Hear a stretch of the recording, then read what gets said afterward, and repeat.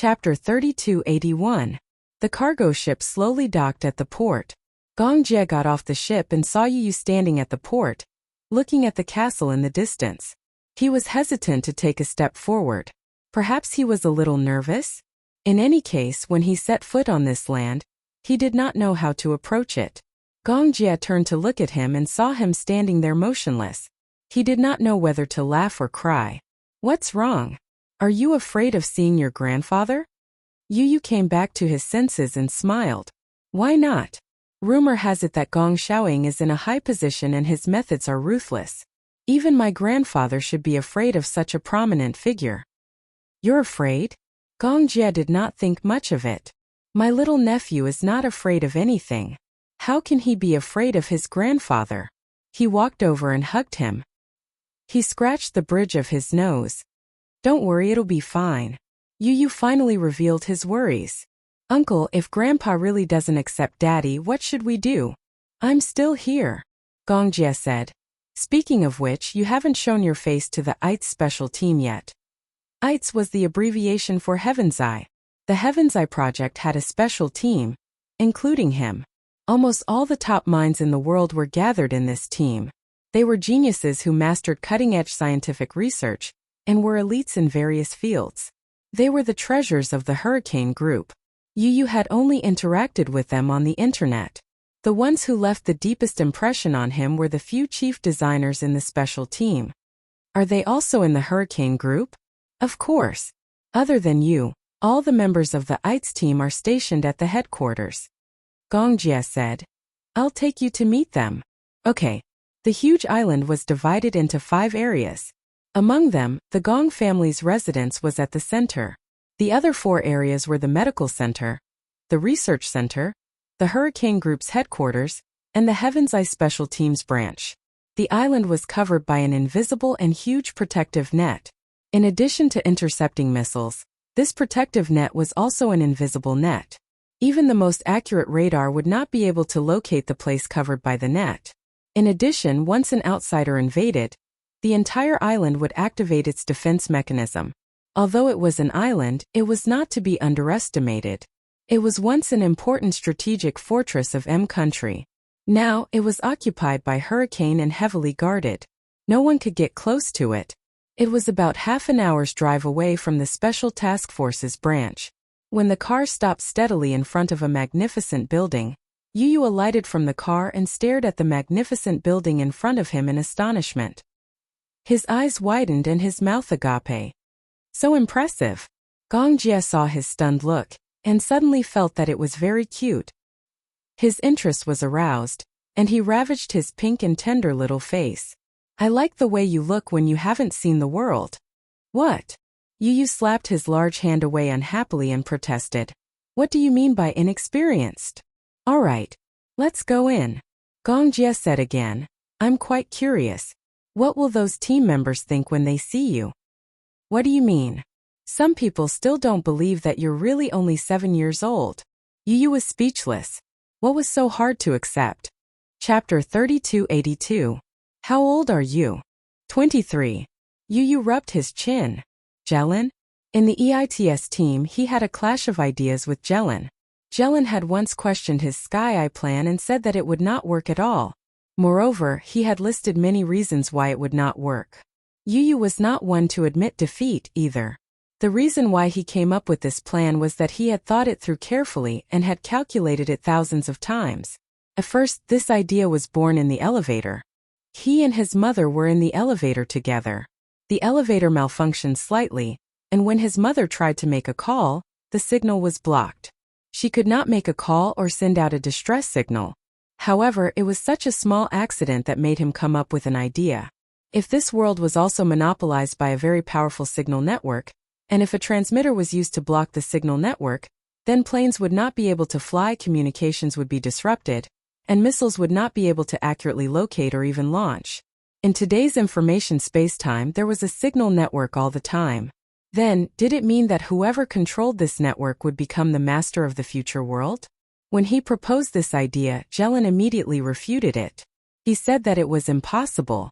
However, Yu Yu believed that although it would be difficult to implement, If this plan was carried out and improved continuously, the plan would have a prototype in the next 10 years.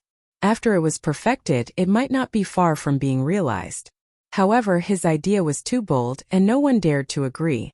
Yu spent the entire night designing a signal transmitter blueprint and submitted it to the Hurricane Group Senate of Science. Jelen was speechless when he saw it, but he also agreed that this plan could be implemented.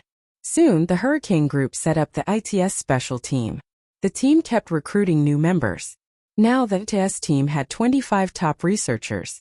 However, the young boy who first came up with this idea had been absent from the research and development project for a long time.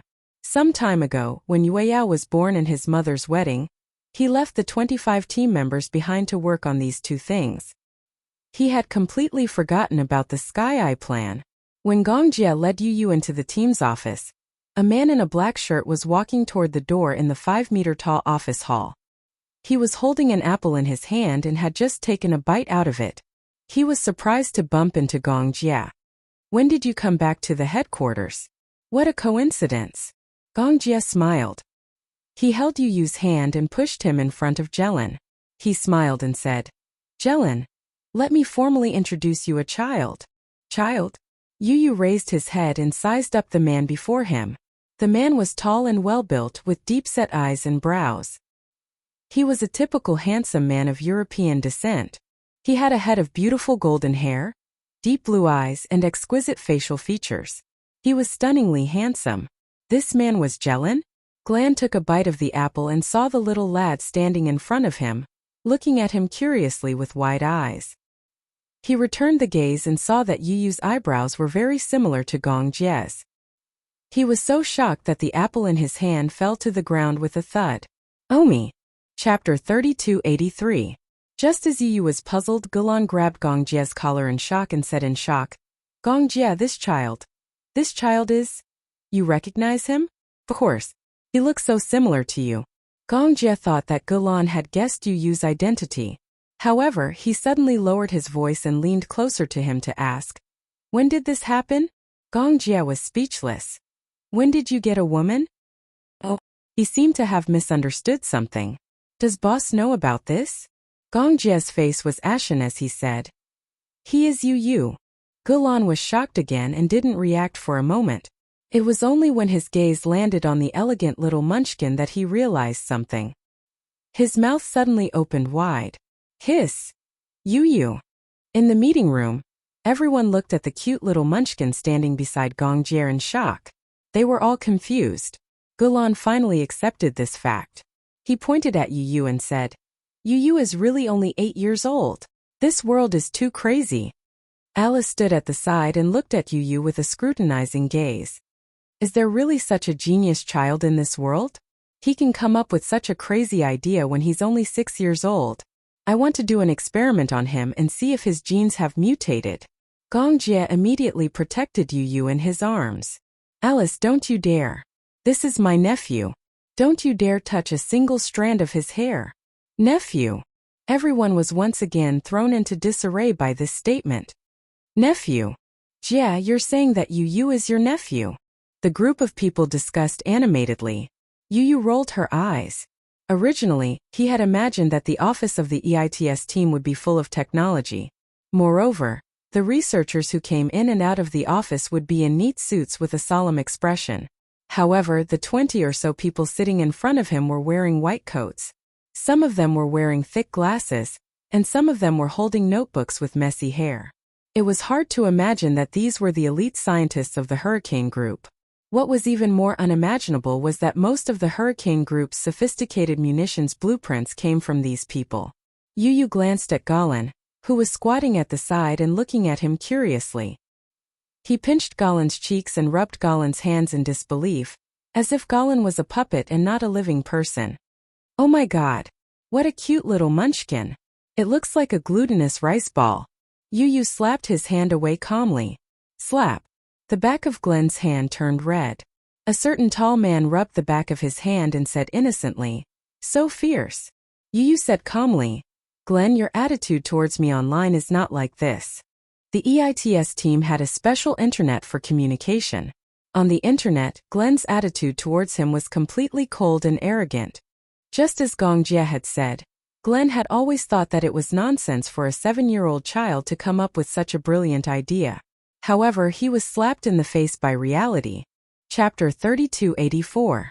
It was not that he did not want to treat Yu the way he treated people on the internet. The main reason was that when they were on the internet, Yu's choice of words and tone was very much like a mature adult. However, when he saw the soft and cute little fellow standing in front of him, he found it difficult to communicate with him in the adult world, using the way adults communicated with each other. His first impression of him was too deeply ingrained. He was a child, an 8-year-old child. Even though he knew that this child was very smart, it was difficult for him to interact with him in an overly mature way. Although this child had a cute and tender face and was wearing overalls, looking like a little gentleman, his expression was so mature. Between his eyebrows, there was no childishness that a child of his age should have. Instead, there was an extremely steady and imposing aura. His aura was very strong. This was the first impression that Galen had when he saw this child. Yu glared at him coldly. Galen suddenly said in a serious tone, "All right, stop fooling around." Regaining his serious expression, he looked at Gong Jie and asked, "Did you have a safe trip back?" "No." "Oh?" Gong Jie said. "We met people from the Interpol on the way back. We were almost invited back to the ICPO headquarters for a cup of tea." "Was it that snow fox?" "Yes." As expected, Galen's face suddenly turned gloomy. "That woman is really like a ghost that won't go away," Gong Jie said expressionlessly. "Apart from her, all the members of the Alpha Squad that she served in were killed by my mercenary group. Naturally, she could not forget me and hated me to the core." "What happened in the end?" "She didn't have a search warrant and couldn't find any concrete evidence, so she went back." Galen smiled. "You must have discovered her tracks long ago, so you purposely set her up. The ICPO is in political turmoil now. Everyone wants to be the chief of police. The power is divided and the power is dispersed. Therefore, even if you invite me back to the headquarters, you can't do anything to me." Gong Jie looked at Alice. "Where's father?" "Boss? The boss left a while ago and hasn't returned yet." Gong Xiaoying had left a while ago because of Yun Shishir's wedding. He knew about Yun Shishir's wedding and was hesitating whether he should go or not. He did not tell anyone about this matter. One morning, he led a team of mercenaries and left the island. Until now, he still hadn't returned. "Not back yet." Gong Jie was surprised and worried. Yu and Gong Jie looked at each other in surprise. He did not expect that Gong Xiaoying would not be on the island. He was no longer on the island. Where could he have gone? Gong Jie was a little worried. Because of his sister's wedding, his father seemed to have suffered a big blow. He didn't know where he went or if he was in any danger. Alice said, "Don't worry, the boss is fine. I received news yesterday that the boss went to the Middle East." Gong Jie was puzzled. What is he doing in the Middle East? During this period of time there has been a lot of fighting in the Middle East. There's an order that needs to be negotiated. Galen continued, "Since you're not around, the boss went personally. In that case, when will he be back?" "I don't know. He didn't tell us the exact time, but I've already sent a team to protect him." "Yeah, don't worry." Chapter 3285. At the same time, the Bahamas. Yun Shishir was lying on a beach chair, basking in the sun leisurely. The climate in the Bahamas was warm. Here there was no autumn or winter. It was very warm all year round. Since she was here, she did not want to leave. Originally, the Bahamas was only the first stop of their honeymoon. Muyaja only planned to stay for 5 days. However, on the 5th day, Yun Shishir had no intention of leaving, so he just let her be. After all, she was the main focus of this honeymoon. On the first day of their arrival in the Bahamas, Muyaja took her to try riding a white horse. On the second day, she woke up very early. Under Muyaja's special training, she finally learned how to ride a horse. However, the so-called learning was because Muyaja never left her side. She rode the horse while he held the reins and led her along the beach. Yun Shishir was quite confident that she would definitely learn how to ride a horse. Even if he did not accompany her, she would be able to control it easily. However, would a certain man let her go? Therefore, when Yun Shishir's 5th request to ride a horse alone was rejected, She was suddenly unhappy. You're looking down on me. Do you think I'm very stupid? Is that why you're so worried about me? I'm worried that you'll fall. How could I fall? I've already learned the little tricks you taught me. Yoon Shirshir did not give up. I also want to ride a horse for a round. Ever since I learned how to ride a horse, you've always been the one holding it. It's not fun at all. The man said, if the horse starts to run, it will definitely lose control when it meets an inexperienced rider. If it falls and hits its head on the ground first, it won't be as simple as a broken leg or arm. Yoon Shirshir stopped talking. On the fourth day, Yoon Shirshir was addicted to diving again. Muyaja had a diving permit. He knew a little about photography, so he took some pictures while diving. Yoon Shirshir saw them and yearned for them. It turned out that the underwater world was so fascinating. She had a yearning to explore all the unknown things. So she said she wanted to dive. Diving required a license before one could dive independently. However, if one did not have a license, one could also dive in a famous diving spot like the Bahamas. However, one would not be able to go that deep. There was a professional coach on the island. Yoon Shirshir first learned simple breathing techniques and ear pressure balancing skills from the coach. Then, she put on a diving suit and entered the water. Muyaja also changed into a diving suit, held her hand, and dived into the water. Yoon Shirshir had a deep impression of her first diving experience. The feeling of going into the water for the first time left a deep impression on him. Silence. It was as if the noisy world had suddenly quieted down. Other than the hissing sound of his breathing apparatus, he felt as if his entire body was floating in the water. This feeling was very strange. Originally, he was on land, and because of the gravitational pull, his center of gravity was very strong. It was also different from bungee jumping, where the feeling of falling into the air was unsettling. In the water, his entire body had lost its center and was floating. The heavy equipment on his back did not feel any weight underwater. He could not even feel the weight of his equipment. Chapter 3286. The resistance of the seawater was very strong, so it was impossible to be as agile as walking on land. It was Yoon Shirshir's first time diving underwater. Such an unfamiliar environment and feeling would make one nervous. However, once one got used to it, one would find it very exciting. Moreover, there were many mysterious areas waiting for her to explore. The coach said, 70% of the Earth's surface is ocean.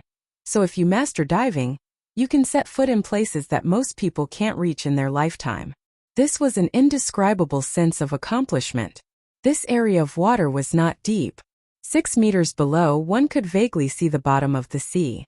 Muyaja held her hand and brought her to the bottom of the sea. What came into view was a large area of breathtakingly beautiful corals. Some were in the shape of embroidered balls, while others were in the shape of tree branches. They swayed along with the seawater, looking exceptionally beautiful. Schools of fish swam past in groups. She couldn't tell what kind of fish they were, but they were very beautiful. Everything was so magical. Even when they returned to the shore, she still felt unsatisfied. She wanted to play again but was not allowed. However, for a beginner, the first time in the water, they couldn't stay in it for too long. Otherwise, their physical fitness wouldn't be able to keep up. Yoon Shirshir suddenly realized in annoyance that in this world, what she understood, saw, and knew was still very little. In comparison, Muyaja was more knowledgeable and had seen this vast world. His rich experience was something that she could never hope to reach. At night after dinner, Yoon Shirshir leaned on the balcony. From her angle, she could see the beautiful view of the sea at night. At night, the moonlight shone on the surface of the sea, making it sparkle. On the surface of the sea, some microorganisms floated on the surface, emitting a beautiful light like starlight. Muyaja hugged her from behind. He rested his chin on her shoulder and said softly, "What are you thinking about?" "I'm looking at the sea." Yoon Shirshir sighed from the bottom of her heart. "It's so beautiful."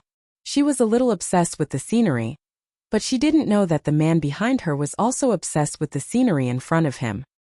His large palm gently reached into the hem of her robe, stirring up the fire. She grabbed his wrist, but he was dissatisfied with her interference and gripped her waist, forcing her to turn around and face him.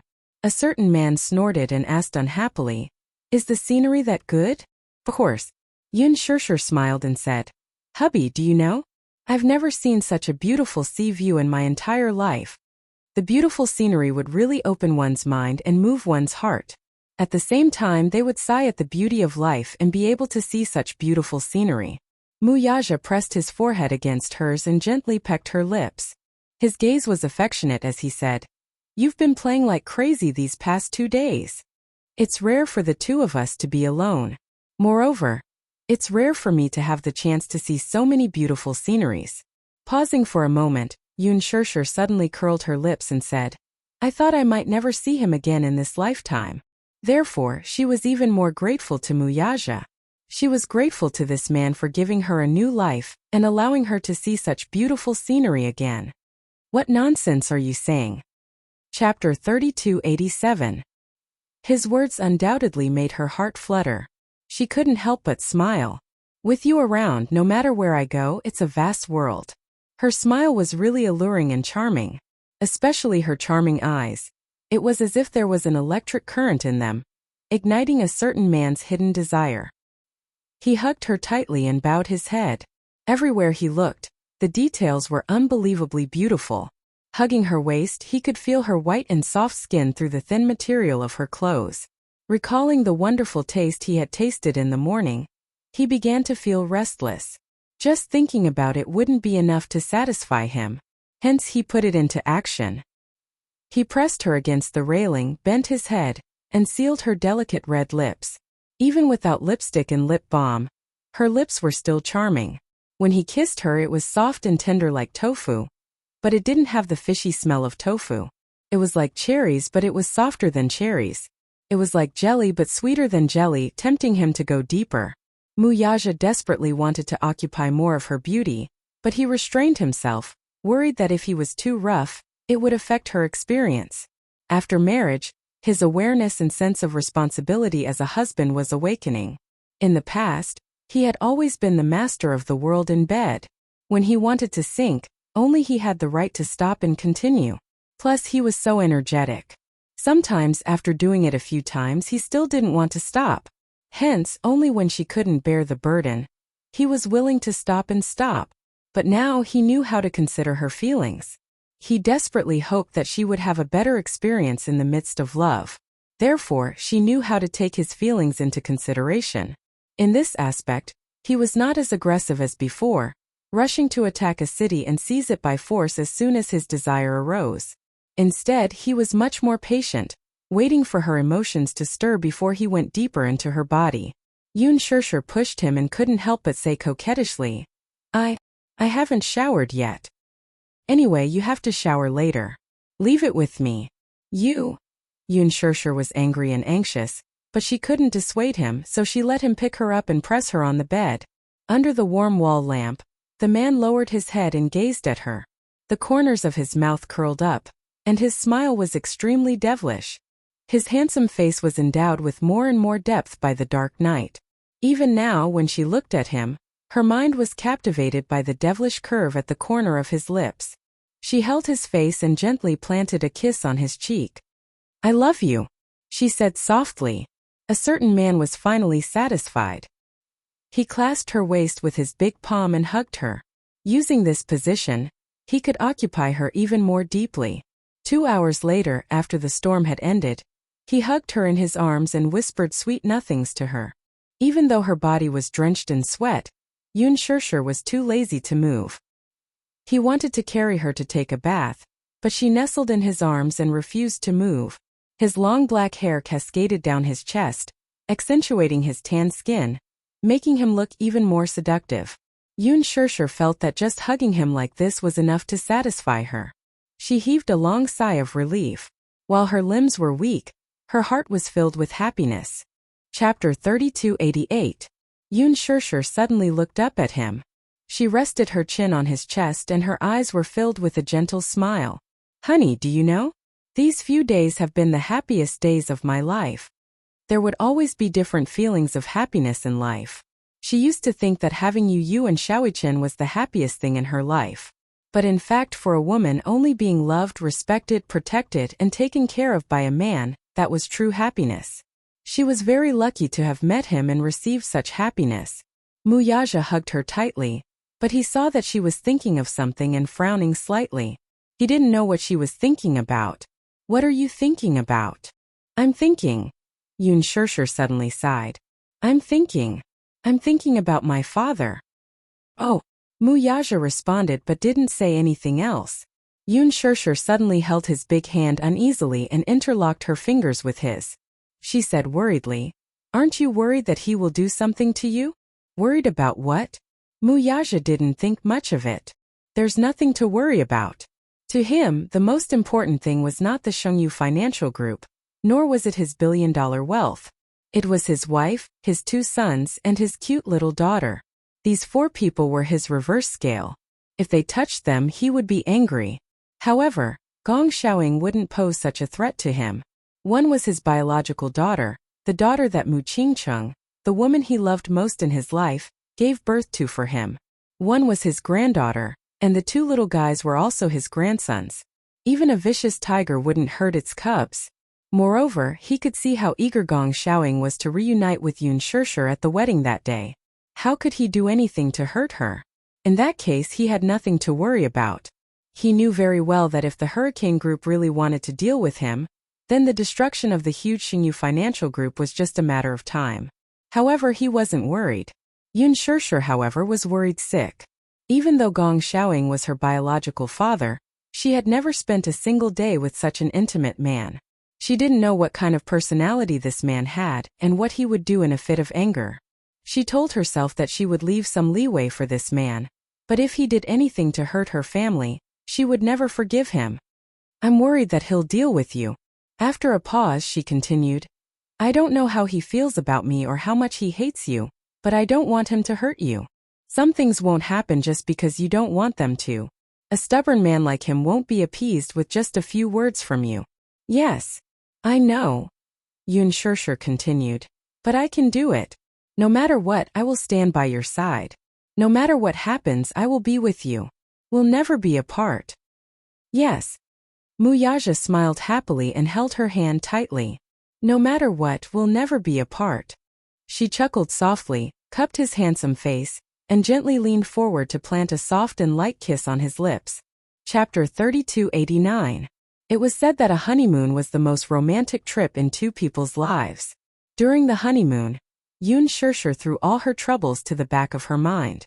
She did not ask any more questions and focused on enjoying the romantic honeymoon trip. After leaving the Bahamas, 2 of them went to the Maldives to relive the sweetness of the seaside. Before they got married, they had gone to the Maldives for a vacation. However, the feeling of traveling before and after the wedding was different. During their honeymoon in the Maldives, it was as if the entire sky was pink. They chose a waterhouse, a 7-star hotel. When they opened their eyes, they could see the endless ocean through the floor-to-ceiling windows. The blue sky seemed to be connected to the green sea, and there was no end in sight. The waterhouse in the Maldives was a luxurious house located on the sea. Outside the floor-to-ceiling windows, there was a balcony. There was a staircase on the balcony that led straight to the sea. They walked down the stairs and sat on the steps. Their feet landed gently in the sea. When the cold sea water submerged their ankles and soaked their feet in the cool sea water, they felt so relaxed that they could float. The Maldives was a paradise that made people forget to return. Here, lying on a beach chair, once they lay down, they did not want to move at all. After leaving the Maldives, the 2 of them flew to Paris to experience the French romance. She had thought that Paris would be the last stop. However, when the plane landed, she looked at the unfamiliar country. For a moment, a certain man gave her quite a pleasant surprise. Santorini Island on the Aegean Sea was an island ring formed by a group of volcanoes. Santorini Island was the largest island in the ring, and it was also called Thera. This was the southernmost point of the Kisraz Islands. It was only 96 square kilometers and had a population of about 14,000 people, most of whom were Greeks. It was said that this was the most romantic place in the world. It was not a lie.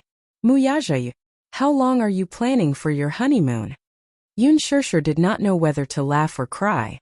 However, a certain man emphasized seriously, a wedding is a once-in-a-lifetime event. The same goes for a honeymoon. Why don't you take advantage of the honeymoon and enjoy the 2 of you more? As she listened, she was both touched and conflicted. She knew that this man had always wanted to make it up to her as much as he could.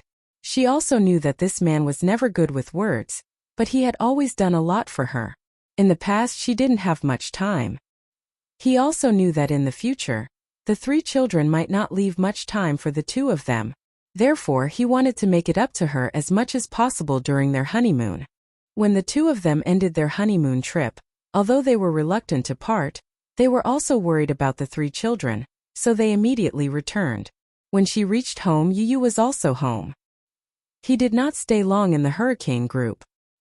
He did not know when Gong Xiaoying would return. He stayed on the island for a few days, and Gong Jie brought him to familiarize him with some of the headquarters affairs. He was worried about Yue Yao, so he came back as soon as possible. Naturally, he did not mention that he had followed Gong Jie to the headquarters of Hurricane Group.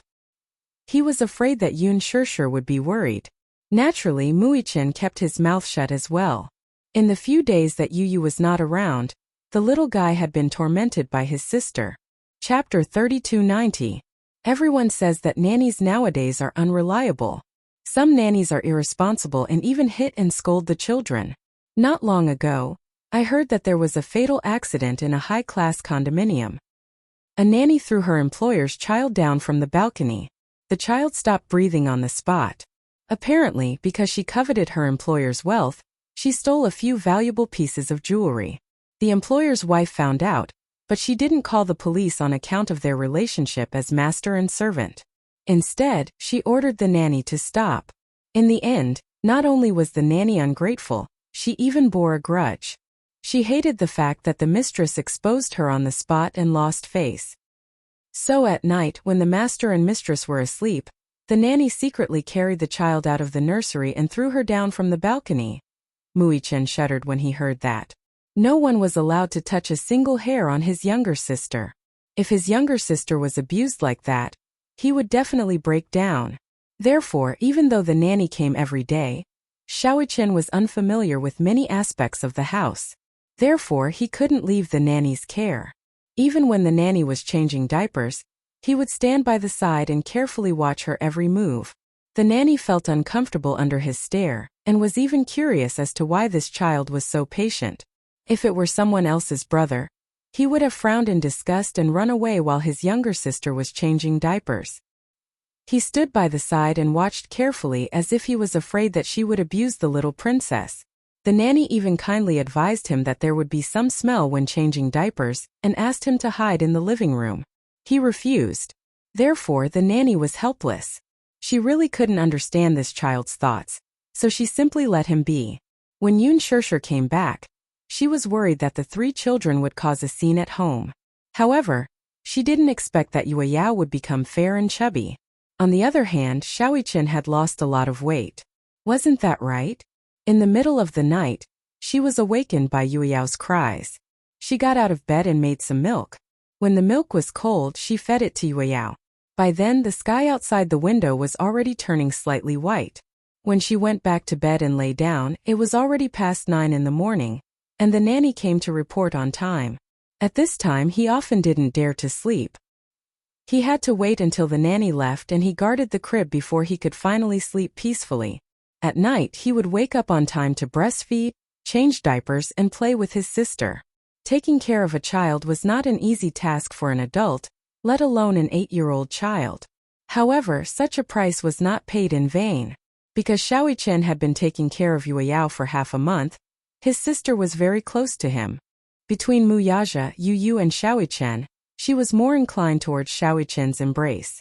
Sometimes, when Muyaja was carrying little Yue Yao, Muichen would pass by. When the little guy saw him, he would open his arms and ask Xiaoqian to carry him. He would even kick him with his short legs and insist that his older brother carry him. At this time, Yu would walk over and pretend to be Xiaoqian to carry her. However, such a young child was able to distinguish between the two children so clearly. He didn't want Yu anymore. He wanted Xiaoqian wholeheartedly. Chapter 3291. The poor father and son pair, Yu and Muyaja, had suddenly lost their favor in front of the princess. They were depressed, disappointed, and aggrieved. They felt quite indignant in their hearts as well. Tell me, Mui-chen. What did you do? Our sister doesn't want me anymore. Yu complained to Mui-chen. The latter replied nonchalantly. It's no use being jealous. Our sister likes me the most now. Haha. With that, the tables had turned. Mui-chen, who had suddenly gained favor, was now full of himself. Yu gritted her teeth in anger. But there was nothing she could do. She could only brush her face in front of Yueyao every day, change her diapers and wake up at night to feed her. However, no matter how diligent she was, she did not seem to have won over much affection from her. It was as if her image had been fixed. Xiaoichen's position in Yueyao's heart was now extremely stable. Yu was furious, but there was nothing she could do. Muyaja also tried his best to salvage some of his image in Yueyao's heart. However, reality proved that Yueyao's feelings for Xiaoichen could not be broken by anyone. Yu even mentioned this matter to Gong Jie, feeling wronged. A certain man who was her uncle heard about this and threatened to take back his position in Yueyao's heart. However, Gong Jie brought another piece of news during this call. Yu, do you still remember Litsis? Why did you suddenly mention him? Yu paused and said slowly, Of course I remember him. Litsis was the boss behind the dark web. His dark web operated an extremely filthy extraordinary transaction that was unknown to others. Litsis was a Latino-Italian. In his early years he was a businessman. After his company went bankrupt, he colluded with a few of his partners and set up the dark web to conduct illegal transactions. He owned a luxurious cruise ship. Every month he would hold a grand party. However, such a grand party was not as simple as one would imagine. Every time he held a party, he would invite all the powerful and wealthy aristocrats from all over the world to hold a special auction on the cruise ship. However, such an auction was not a simple one. He was selling young girls. Through the dark web, his subordinates collected young girls from all over the world and kept them captive on the cruise ship. During the party, these girls would be dressed up and displayed in turns. They would be auctioned off and sold to the highest bidder. As for what to do with these girls after they were bought, it was none of his concern. However, most of the young and beautiful girls ended up as sex slaves, and their fates were miserable. Back then, the destruction of Daitis's dark net was also an accident. Yu could not stand such a cruel auction method, so he used advanced black technology to hack into his dark web. He blocked his IP and destroyed his customer information group. Daitis was furious. How could he let such a provocation go? He harbored hatred in his heart. He threatened to teach Yu a lesson. Gong Jie also knew about this. Back then, Yu destroyed Daitis's dark web. Gong Jie knew how painful it was for him. During this period of time, Daitis has been very restless. You have to be careful. I'm worried that he will take revenge on you and attack you. Don't worry. Yu's mind was filled with things related to Yueyao. He could not hear anything else. Chapter 3292. A month later, Yun Shishir unexpectedly received an invitation to the National Drama Awards ceremony. The National Drama Awards ceremony was the most prestigious award ceremony in the domestic entertainment industry. To be able to win the highest honor, it meant a high popularity, a good reputation, and a broad national recognition. Popularity alone was far from enough. The previous Best Actress and Best Supporting Actress awards were all about popularity and capability. Even young actresses like Yang Mi and Lin Ji, who had good acting skills and popularity, could not gain much in such an award ceremony. In the past, the Best Actress award winners were all veteran actors in the entertainment industry. Most of the winners were older. These seniors had been in the entertainment industry for many years. Most of them came from professional backgrounds and had settled down in the industry for many years. They had many outstanding works and were extremely capable. Only those who were able to win such a prestigious award would be able to do so. This was the highest honor that many could only dream of. Therefore, when Yun Shishir received the invitation and learned that she had been nominated, she was a little surprised. According to the invitation of the organizing committee, her role as Qin Yuyan was nominated for Best Supporting Actress in the National Drama Awards ceremony. They hoped that she would be invited to attend the ceremony. Yun Shishir was inexplicably pleasantly surprised. She was surprised that her role was so popular. Qin Yuyan was a villain who was hated to the core. She did all kinds of evil and had a vicious heart. Usually she was not popular. Unexpectedly, she gained so much popularity on the internet. The netizens were deeply impressed by her superb acting skills. Nowadays, the netizens were very picky when they watched TV. It was no longer something that could be fooled by ordinary stars. Sometimes, even if one did not have good looks, as long as their acting skills were good enough, they would still be highly praised and popular among the netizens. Yoon Shurshur was a classic example. Her performance as Chin Yin was really bad. But because it left a deep impression on the audience and made them gnash their teeth in hatred, it showed how good her acting was. There were a total of 3 nominations.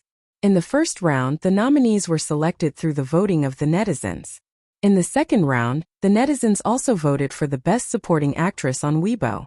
According to the selection of the judges, 3 people with popularity and acting skills would be sent to the list of nominees. Even though it was just a nomination, Yoon Shurshur was already overwhelmed by the favor. Ever since that accident, she had disappeared from the entertainment industry without a trace. Muyaja had been very protective of her all this while. The media had been trying to find out more about her, but they were always blocked from doing so. As a result, she did not officially leave the entertainment industry, but she had been separated from the industry for many years. When she received the notice, she hesitated whether she should go or not.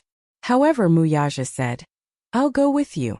She was a little shocked because she originally thought that he would object. All along, he had been very opposed to her working in the entertainment industry. To him, it was a foul and materialistic place that did not suit her. Therefore, even after her confinement, she never mentioned going back to work. She was always worried that he would get angry. However, she did not expect that he would take the initiative to accompany her to the awards ceremony. Yoon Shurshur felt like she was dreaming. Chapter 3293. She did not expect him to take the initiative to accompany her to the awards ceremony. Yoon Shurshur felt like she was dreaming. "Why? Don't you want to go?" "Yes, I do." She hesitated for a moment and said weakly, "I'm just afraid that you won't be happy. My wife has been nominated for an award. Why would I be unhappy?"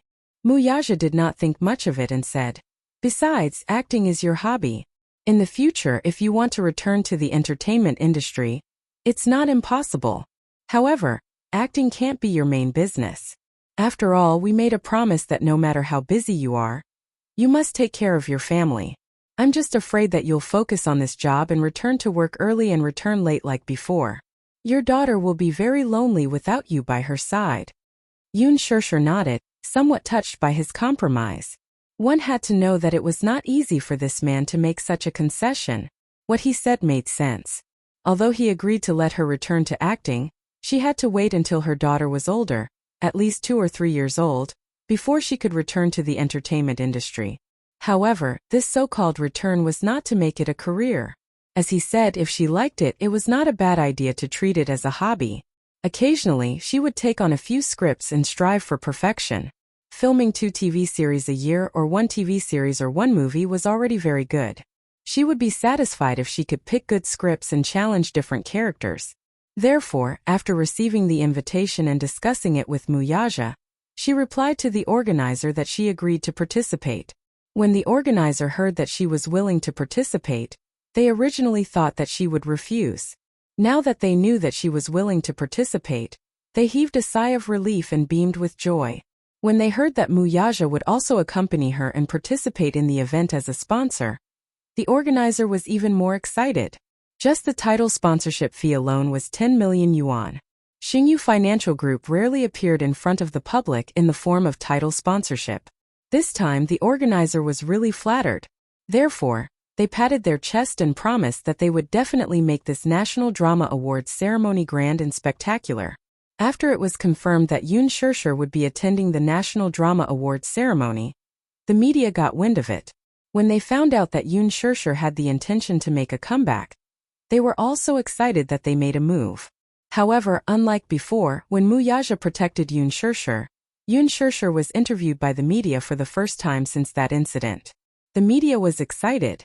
However, before the interview, he had already informed them in advance that it would be inappropriate to ask too many sensitive questions.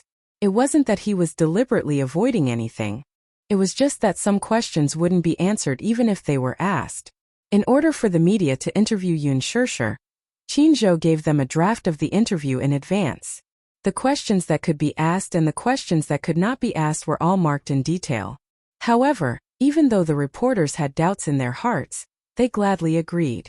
Because in the past few months that Yoon Shurshur had disappeared without a trace, the public was too curious about her sexual orientation, her activities and her every move. It was said that because of that accident, she had lost her eyesight and was in danger of losing her sight. It was also said that after that accident, she was found to be pregnant. Therefore, she stopped all the publicity and activities and focused on preparing for the pregnancy. Chapter 3294. Some time ago, Muyaja had even meticulously prepared an eye-catching wedding for her. It was said that he had invited many distinguished guests to witness their sacred wedding. In short, there were all kinds of rumors about Yoon Shurshur, but none of them were accurately verified. Most of the rumors came from experienced media personnel, who had dug up information from various channels. Yoon Shurshur did not know how these professional media personnel did it. Back then, in order to protect her and their unborn daughter, Muyaja had strictly controlled the situation. He had cut off all news of anyone who got close to her. Even when their daughter was born, the reporters outside the hospital waited for 3 days and 3 nights, but they did not manage to get a single useful photo. He had protected her so well, but these media personnel still managed to get hold of some clues. During the interview, the reporters threw out sharp questions one after another. After all, she had been away from the public for a long time, and the public was too curious about her. During the interview, Yoon Shurshur walked into the dressing room. She was exhausted from being pestered by the reporters and sat in front of the dressing table. Mushi walked over from the side. Seeing her tired expression, she could not help but smile. "Are you tired?" Shurshur, does Chairman Mu agree to your comeback? As long as I don't get too tired and neglect my family because I'm busy with work, he won't have any objections. Mushi laughed. Why did you decide to make a comeback? I didn't say that I've decided to officially make a comeback, but if there are any good scripts, I'll consider taking them. This interview is just to coincide with the National Drama Festival. After a pause, Yoon Shurshur continued. If I can really win an award, it'll be considered as fulfilling a wish of mine. Mushi lowered her head and looked at her reflection in the mirror with a lonely gaze. These 2 days, she seemed to be a little uneasy and absent-minded. When Yoon Shurshur passed the bag in her hand to her hand actually trembled.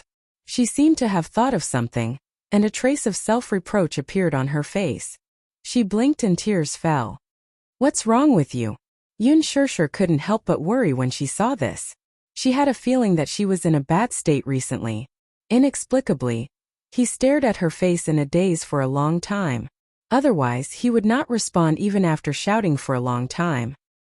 His mind was always wandering, and no one knew what he was thinking. Are you okay? Yoon Shurshur said with concern. I noticed that you've been absent-minded recently. She shook her head. It's nothing. Don't worry. Are you feeling unwell? If you're not feeling well, I'll give you a day off. I'm just worried about the National Drama Festival. If something unexpected happens, it'll be over if you don't win the award. I thought it was something big. Yoon Shurshur said helplessly. Just because of this? Actually, I'm quite confident about winning the award. You don't have to worry. Even if I don't win, I won't be disappointed. After all, acting is no longer that important to me.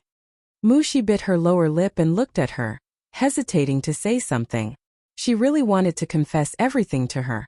But when she saw Yoon Shurshur looking at the mirror, she swallowed her words. After touching up her makeup, Yoon Shurshur returned to the interview room to continue the interview with another TV station.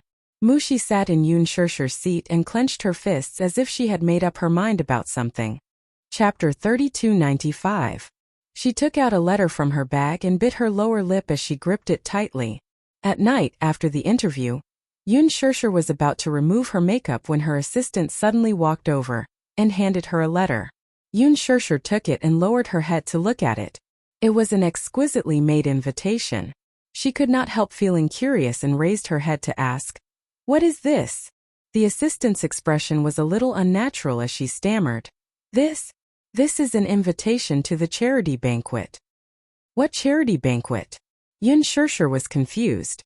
Her assistant explained. Don't you know? This is an internationally renowned charity banquet. Many legendary figures will be attending. Oh, yes. I heard that many investors and producers will be there. Shirshir, you must go. Who knows, you might be able to get a good film contract. As she said this, there was a complicated look in the assistant's eyes. Yun Shirshir took it and saw that the date was the day after tomorrow. She did not seem to have any work to do the night after tomorrow. The venue for the charity banquet was a private cruise ship. Yun Shirshir said, Actually, I'm not interested in film contracts. Help me reject them. Are you really not going? The assistant suddenly thought of something and deliberately said, You can use your things to bid for the charity banquet. The money from the auction will be used for charity. Who knows, it might be able to help little Yue Yao. Yun Shirshir's heart could not help but move when she said this. Doing more good deeds is to accumulate blessings for oneself, and also for one's loved ones. Yun Shirshir could not help but smile when she heard this. Is it the day after tomorrow? Yes. Tomorrow is the National Drama Festival. If it's the day after tomorrow, I can use my jewelry to participate in the auction. Are you going? Hearing you say this, I think it makes sense. I also hope to accumulate some blessings for Yue Yao. She was stunned for a moment before she gritted her teeth and forced a smile. However, when she turned around to face the corner of the wall, she furrowed her brows. She seemed to be a little worried, or perhaps she was filled with immense guilt. After Yun Shirshir left, Mu Shi, who was hiding in a corner, hurriedly took out her phone and looked around vigilantly before dialing a number. It took a long time for the call to get through. She said anxiously, Hello. Hello. Hello. I have already given her the invitation letter. Can you let my parents go now? The man's voice, which had been altered, came from the other end. How would I know if you gave it to me or not? What if you don't give it to me and are trying to trick me? Do you think I'll believe you so easily? I'm really giving it to you. Mushi's face flushed red as tears streamed down her cheeks. Why would I lie to you? My parents are in your hands. How would I dare to lie to you? I did everything according to your instructions. What else do you want me to do? Do you still remember what I asked of you? Only when Yun Shirshir is here will our deal be valid. The man paused for a moment before continuing. The day after tomorrow, until Yun Shirshir shows up at the banquet, I'll let your parents go. She was furious. You didn't keep your word. Chapter 3296. Since you've kept your promise, I'll keep mine too. Don't worry. Your parents are safe and sound. She was stunned for a long time before she finally took a step back. All right. If that's the case, then let me hear my parents' voices. I want to make sure that they're safe and sound. The man on the other end sneered. Impossible. Don't make such unreasonable demands. How is this an unreasonable request? As a condition, I must at least confirm my parents' safety before I continue to fulfill our agreement. Mushi's refusal to admit that there was a deal between them was probably due to her guilt. The man was clearly unwilling to back down as he coldly said, Dream on. You didn't do anything to them, did you? She asked suspiciously. No. How can that be? There are bargaining chips. I can't possibly do anything to them. I don't believe you. It's your business if you don't believe me. Then let me hear their voices, she persisted. Suddenly she threatened. If not, I'll take back that invitation. There was a sudden heart-palpitating silence on the other end. It seemed that her threat had finally taken effect. Then, following a series of soft sounds, a man's trembling voice could be heard. Mushi. Dad. When she heard the familiar and weathered voice, the worry and uneasiness she had been feeling these past few days caused her legs to give way.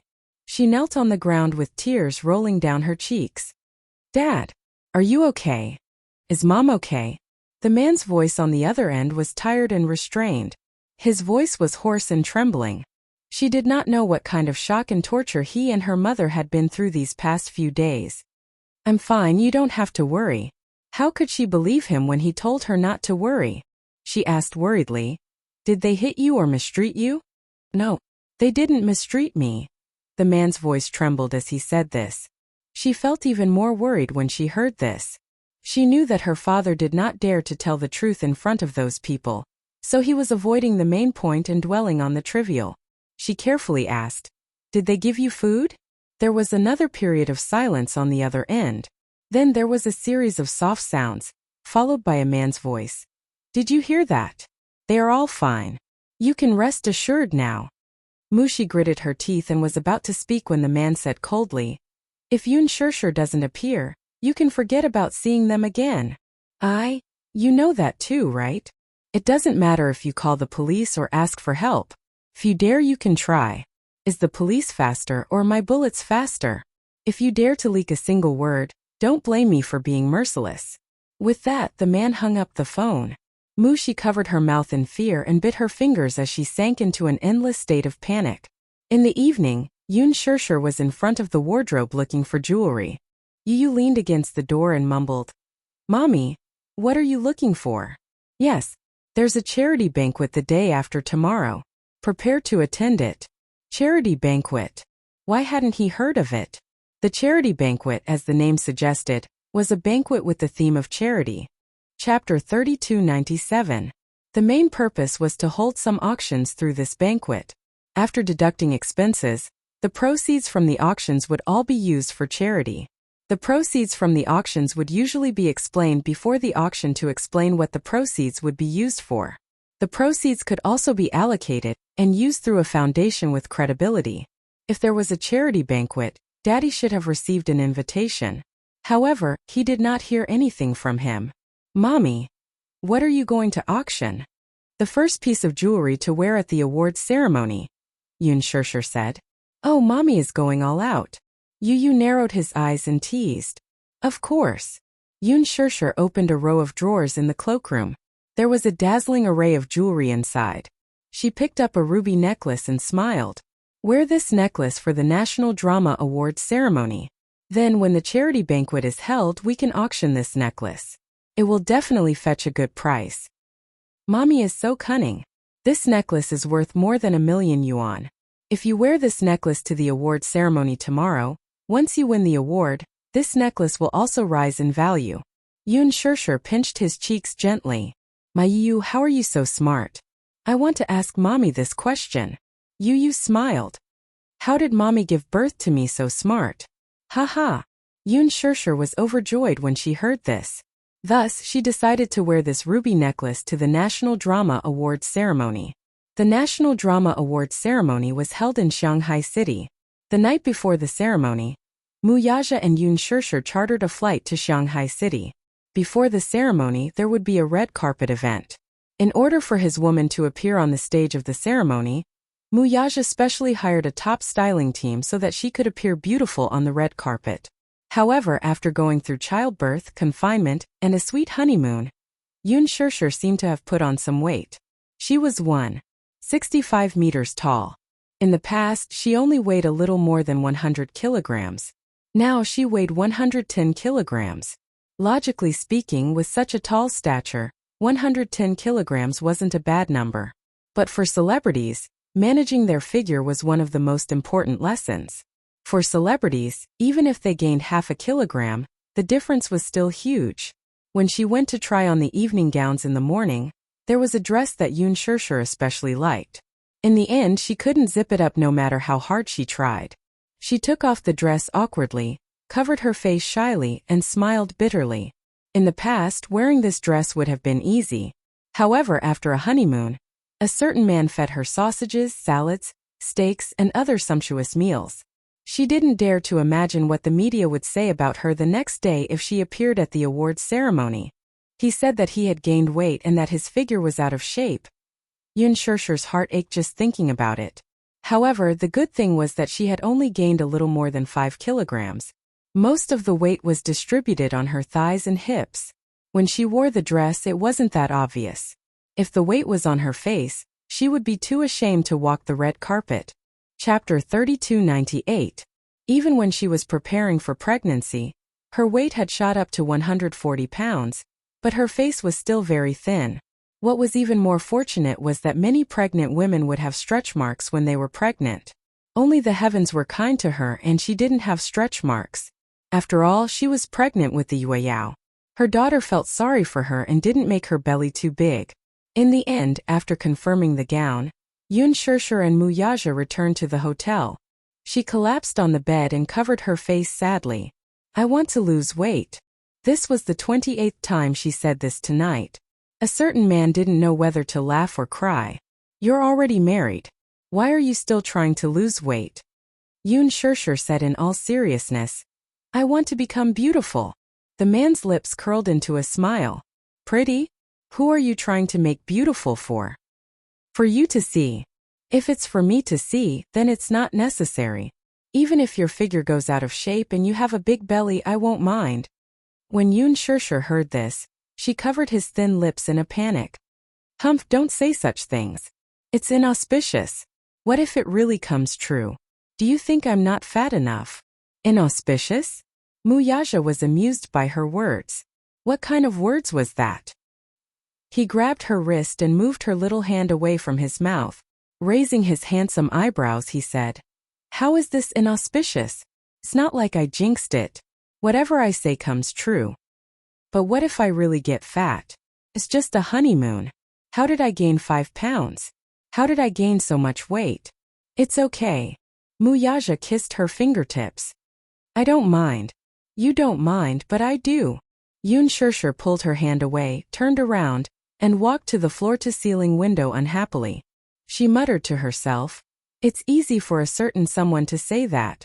If that day really comes and I really get that fat, who knows if a certain someone will dislike me.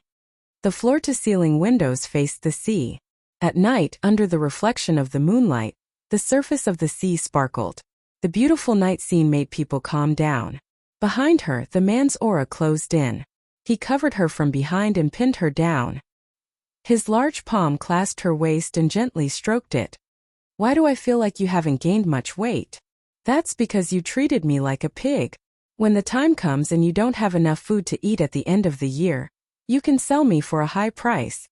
When Muyaja heard this, he couldn't help but be amused by her description. Was he being raised like a pig? Selling by weight? I, Muyaja, am not down to the point of selling pork. Ha! Yoon Shirshir wanted to turn around but was pinned down by him. She muttered, Hey, don't press on me. You're so heavy. The sea view is so beautiful. Haven't you always wanted to see the sea? As he said this, his large palm clasped her waist and lifted up a corner of her skirt. In the end, she was carried to the bed and had sex with him. Naturally, it was a matter of course.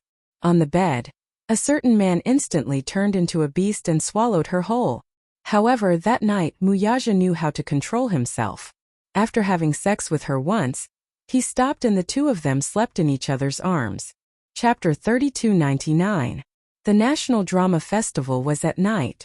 On the red carpet, the stars were shining brightly. The Lincoln limousine was parked at the entrance of the venue. Yoon Shirshir sat in the car and looked at the crowd in front of her. The spotlights were flashing continuously. It seemed like she had not seen such a scene in a long time. On the red carpet, the stars were shining brightly. The celebrities who had already arrived walked down the red carpet and were baptized by the spotlights. Finally, they left their signature on the autograph board. Yoon Shirshir suddenly grabbed his hand nervously.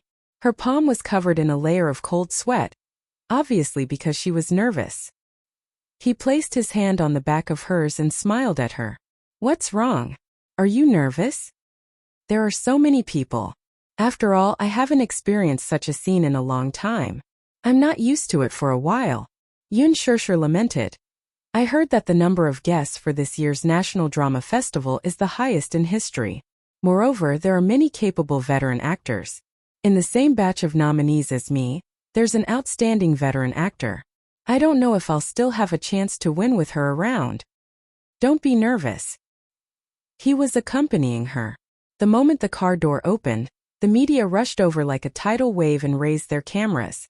Before Yoon Shirshir could get out of the car, she was blinded by the spotlights that came out of nowhere. It was too bright. For a moment her world was as bright as day. Muyaja got out of the car first. Then he turned around and held her hand, helping her out of the car like a gentleman. The two of them were instantly surrounded by the media. Questions came one after another like a cannonball. The staff in charge of maintaining order at the scene immediately rushed over and separated the media from the reporters.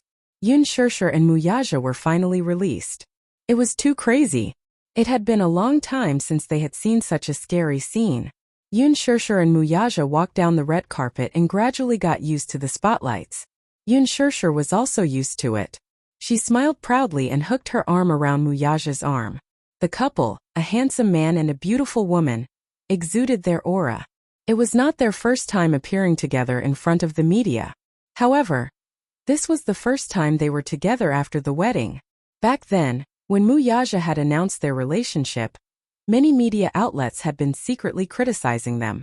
There was no other reason other than the fact that they had hatched a conspiracy theory. They believed that the reason why the two of them got together was because they were using each other. Back then, Muyaja had just left the Mu Group. Even though he had founded the Shengyu Financial Group, his foundation was not very stable. Therefore, he needed a source of hype. In order to get listed, he naturally needed fame. Therefore, he made use of Yoon Shurshur to hype up their relationship and bring attention to the company. As for Yoon Shurshur, the media speculated that she was unscrupulous in order to marry into a rich family. She had already given birth to 2 sons, but she still did not hold a wedding.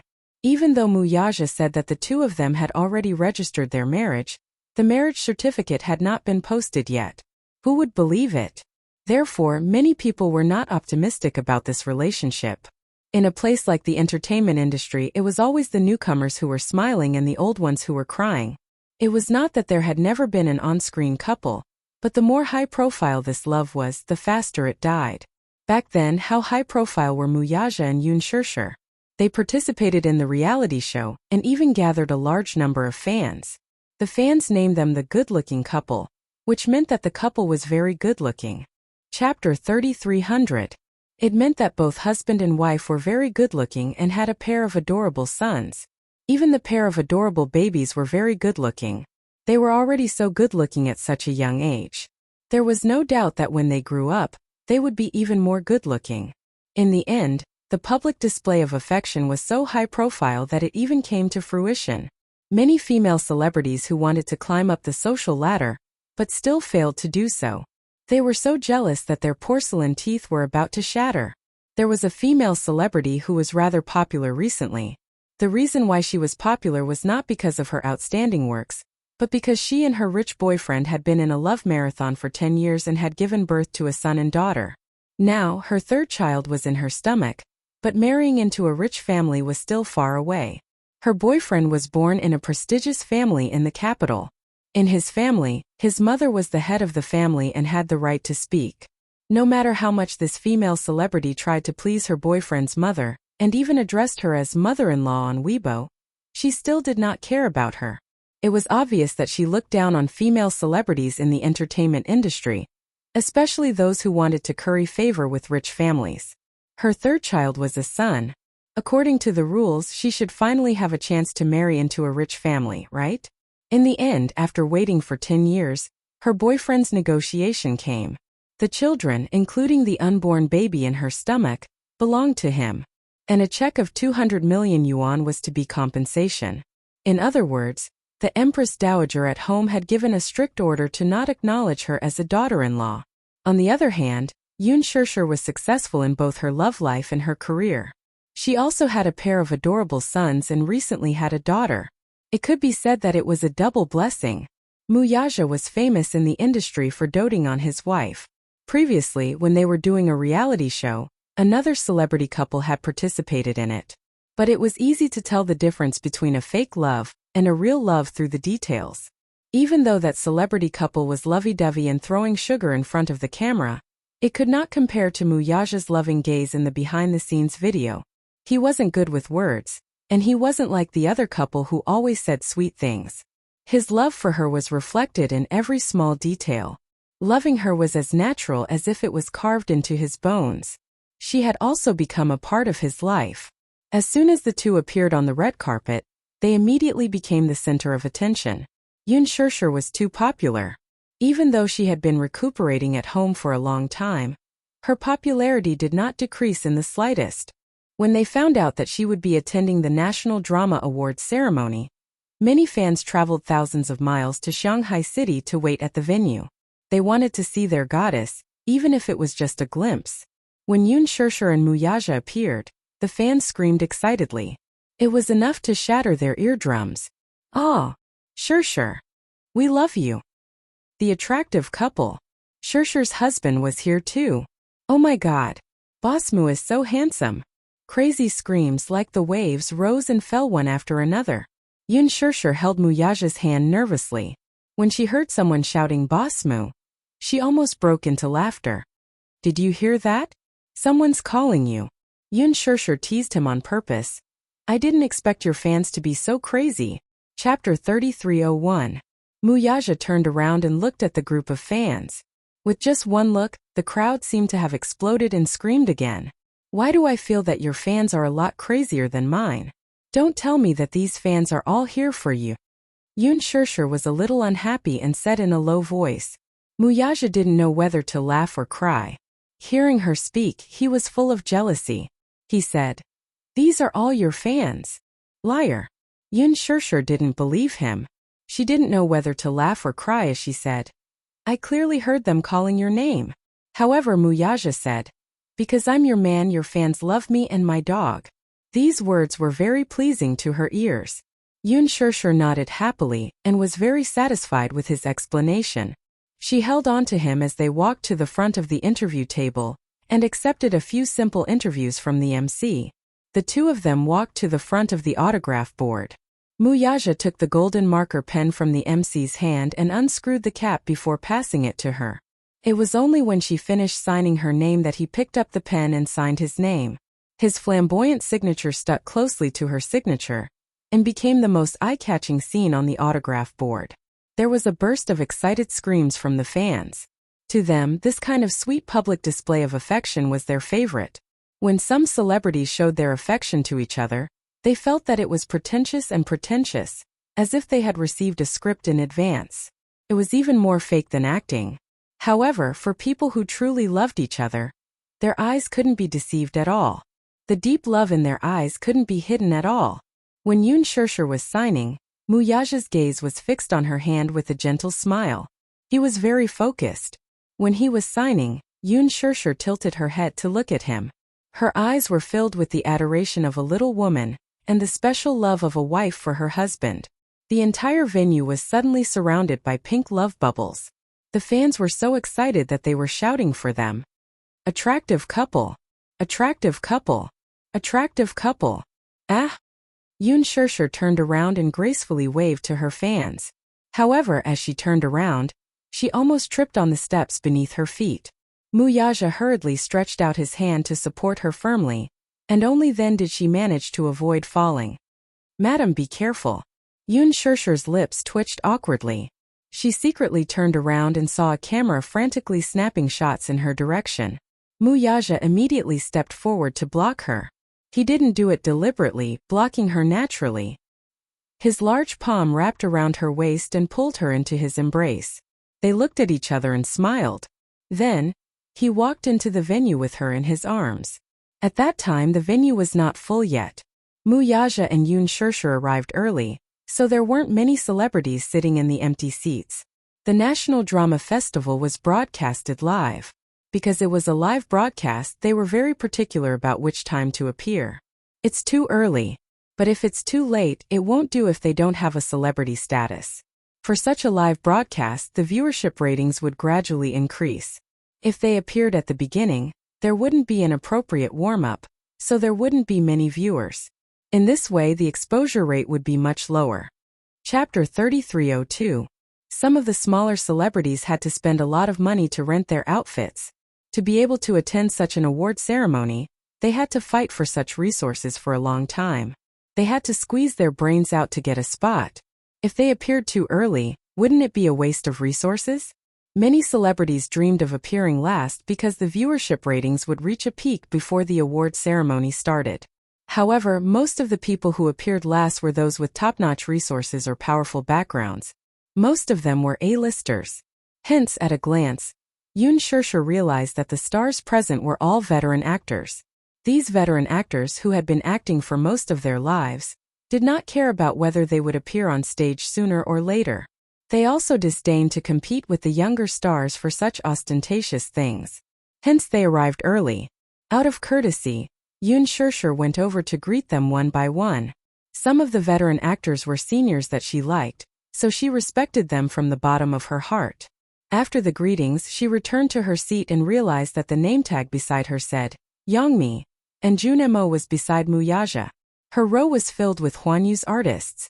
Not long after, Youngmi and Lee Joseon arrived.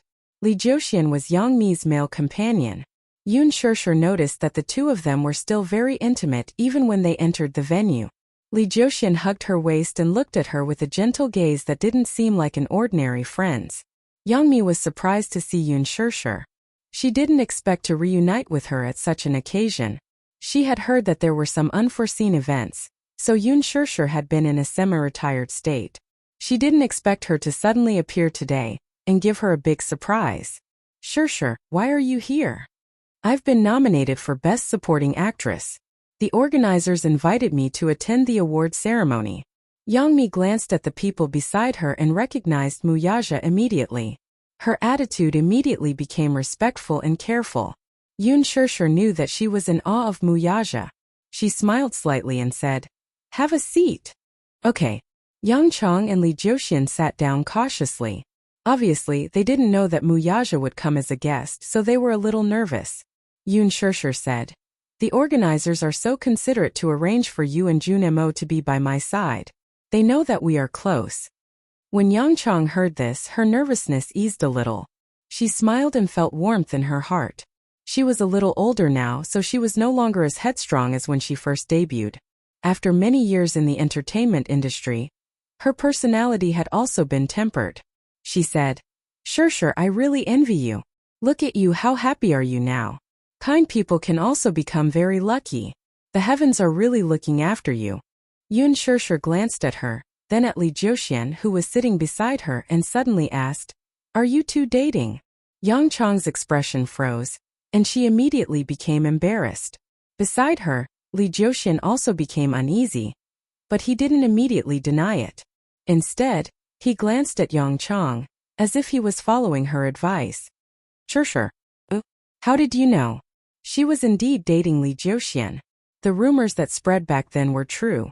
She and Lee Joseon fell in love with each other because of the movie. It was just that they didn't have a clear relationship, so they kept each other warm. Chapter 3303. After all, being a celebrity was a very lonely profession. Sometimes they would be filming in a remote mountain forest for months without any contact with the opposite sex. Men and women were both emotional creatures with instincts and desires. It was inevitable that they would be unable to control themselves. However, after that, Youngmi broke up with Lee Joseon. She was career-minded and wanted to take advantage of her youth to try her luck. Moreover, Lee Joseon was 2 years younger than her. Not to mention the outside world and fans, even she did not think highly of it and was hesitant. However, some time ago, Lee Joseon and Youngmi had worked together in another movie. Lee Joseon could not let go of Youngmi, so he started to pursue her passionately. Reluctantly, Youngmi secretly dated him for a few months. She kept it a secret from the media, and her confidentiality measures were watertight. Even in the company, no one knew that they were dating. Hence, when Yoon Shurshur asked about this, Youngmi was quite surprised. Yoon Shurshur smiled mysteriously. "I can tell." "You can tell?" "Of course." Lee Joseon looked at her with a deep love in his eyes that was boiling hot. After walking the red carpet and entering the venue, they did not have to hold hands anymore. However, until they sat down, they held hands tightly. The dress that Youngmi was wearing this time was especially restrictive. Hence, Lee Joseon was worried and cautious, afraid that she would bump into something. This kind of thoughtfulness was only found between couples. Youngmi was surprised by her keen attention to details. Beside her, Lee Joseon nodded at Yoon Shurshur and Muyaja. Then he said to Youngmi, "There are a few directors and producers sitting over there. I'll go greet them and be right there." Okay. After Lee Joseon left, Youngmi's face revealed a sense of emptiness.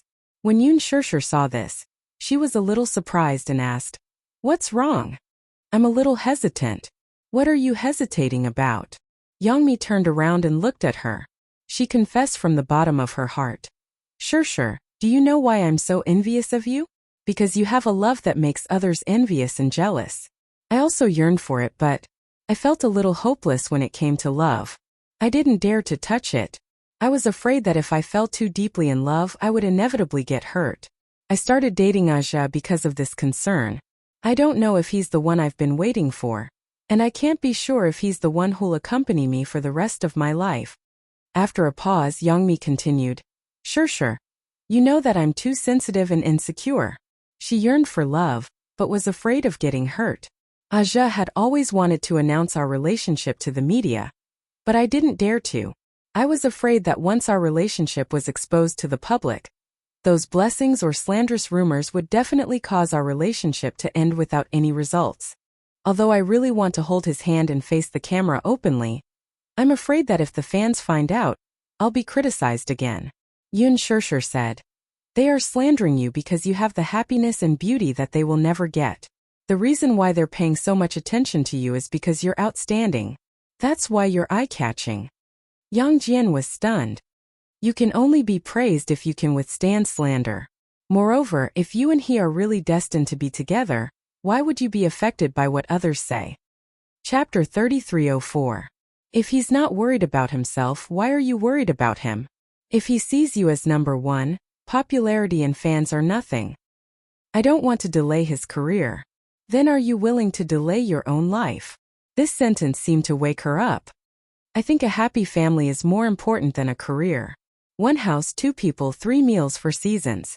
This is probably the dream of every woman, right? Youngmi sat in her seat in a daze, unable to recover for a long time. Suddenly, she smiled at Yoon Shirshir. Thank you, Shirshir. I thought it through. That's good.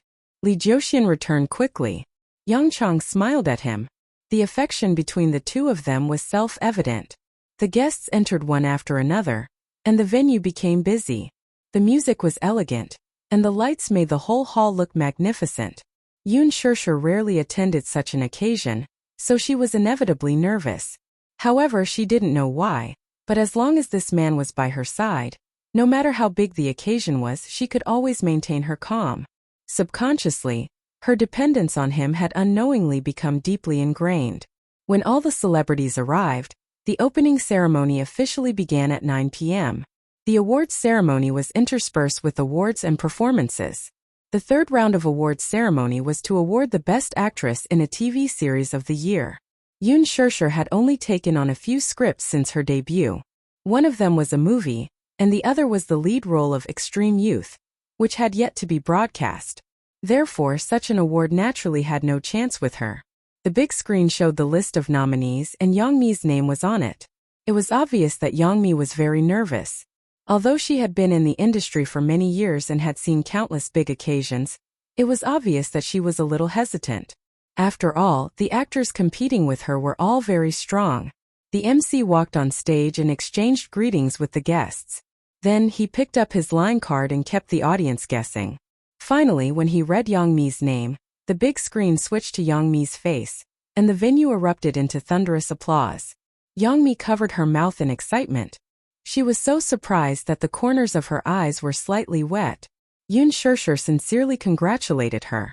Beside her, Lee Joxian looked at her with relief and hugged her. Youngmi, congratulations. The celebrities sitting in front and behind her also congratulated her. Hearing this, Youngmi clasped her hands together and pressed them against her lips to express her gratitude to those who congratulated her. Amidst the thunderous applause, she carefully lifted her skirt and walked onto the stage. On the big screen, she stood in front of the podium with tears in her eyes and hugged the guest presenter.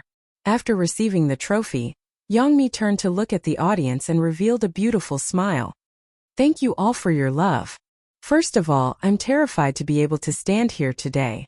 Therefore, there are many seniors with superb acting skills sitting here. I'm very encouraged to be able to win an award. After she finished her speech, she paused for a moment and smiled deeply. Standing here, I still want to thank someone. Everyone quieted down. Youngmi looked at Lee Joxian's seat, and as if she had made up her mind, she said with a resolute gaze, Joxian. The audience was in an uproar. There were many fans of Lee Joxian and Yang Chong present, So it was inevitable that they were surprised to hear Yang Chang mention Li Jiuxian's name. What kind of situation was this? Chapter 3305. Yang Mi looked at Li Jiuxian's seat. She seemed to have made up her mind about something as she said with determination, "Jiuxian." The audience was in an uproar. There were many fans of Li Jiuxian and Yang Mi in the audience. It was inevitable that Yang Mi would mention Li Jiuxian's name. The camera cut to Li Jiuxian's face. He stared at the screen in a daze. Obviously, he found it hard to believe that Yang Mi would mention his name at such a public awards ceremony. Yang Mi looked below the stage and her gaze fell on Li Jiuxian. Finally, she looked at the camera and said solemnly, "Today, I have received such an honor on such a sacred stage. I would like to use this meaningful day to announce something." There was a slight uproar in the audience as they discussed. However, in the blink of an eye, it was dead silent. Yang Mi looked at the camera and said word by word, "Jiuxian and I have been dating for a year." As soon as she finished speaking, the audience was in an uproar. On the screen there were two images. One showed Yang Mi's affectionate face while the other showed Li Jiuxian's shocked and touched face. "I sincerely hope that I can receive everyone's blessings. Of course, even if there are no blessings, Jiuxian and I will continue to be happy." The audience applauded enthusiastically and cheered from the guests. Yun Shishir saw this and smiled happily. Seeing that Li Jiuxian was still sitting in a daze, she suddenly pushed his shoulder gently. Li Jiuxian turned to look at her in surprise. However, he heard her say, "At this time as her boyfriend, shouldn't you go up on stage and give her a warm hug?" Li Jiuxian was suddenly enlightened. He immediately stood up and walked up the stage with the camera following him. All along, he had been quick to announce their relationship. However, Yang Mi had been hesitant. He didn't know what she was worried about. He had wondered if she didn't think highly of their future, or if she valued fame and fortune too much. She felt that announcing their relationship would affect her career. After all, although Li Jiuxian's status wasn't as high as hers, he was still a popular idol of the new generation. He did not mention this matter again. After all, he did not want her to think that he was with her for her resources. Li Jiuxian's manager also knew about their relationship. He often whispered in Li Jiuxian's ear that every time Yang Mi shot a movie or worked with a male idol, she would create scandals, hype and exposure. If her relationship was exposed, it would mean that she would not be able to have any scandals with other male celebrities in the future. She was with him only because she felt lonely and needed a man like him. However, Li Jiuxian deeply believed in her feelings for him. Therefore, no matter what others said, he was still very persistent. However, he had not expected that she would give him such a surprise at today's awards ceremony. Under Yang Qiai's gentle gaze, he quickly walked onto the stage and gave her a gentle hug. The whole place was in an uproar. Witnessing this rather meaningful confession with their own eyes, everyone was stirred up. Yang Chang. Jiuxian. Yang Chang. Jiuxian. Chapter 3306. Yang Mi kissed him back and hugged his back. When she closed her eyes, tears fell from the corners of her eyes.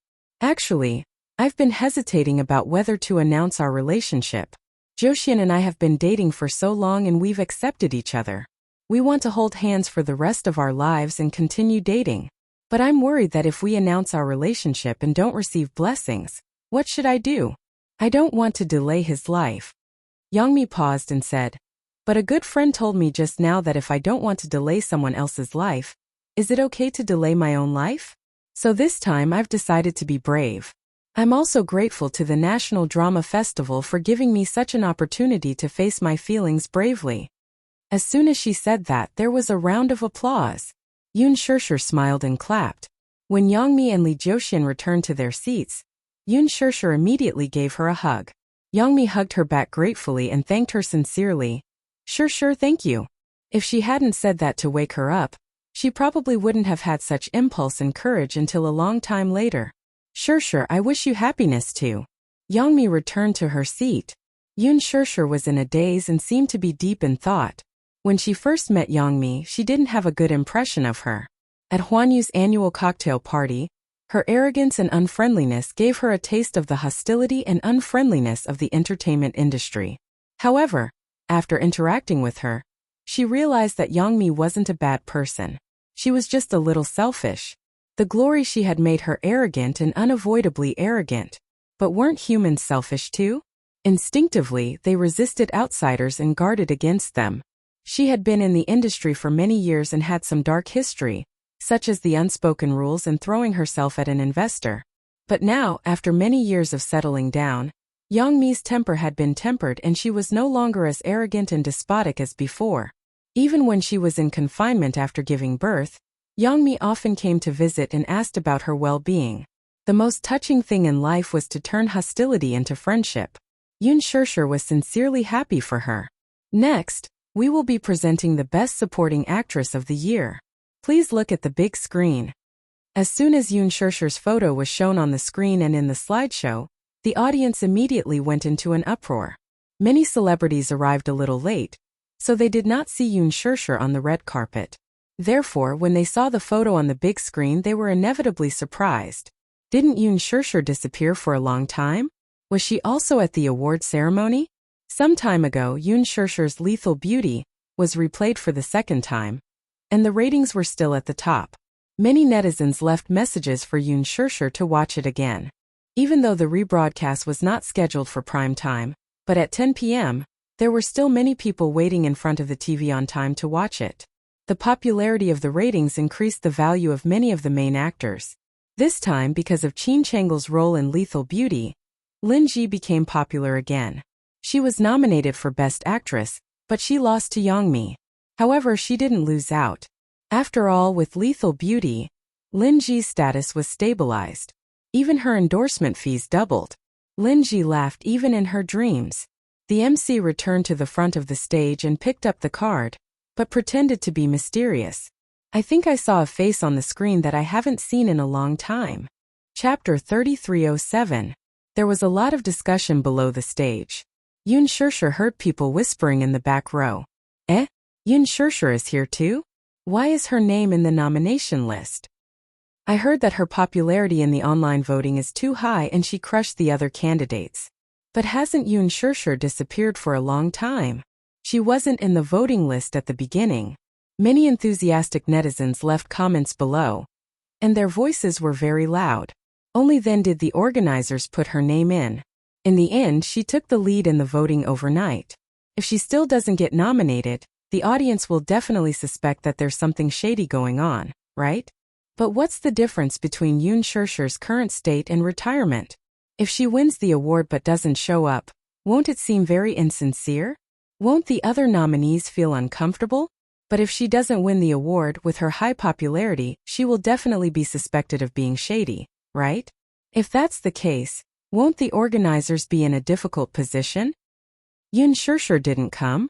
Amidst the discussion, Yoon Shurshur couldn't help but feel a little nervous.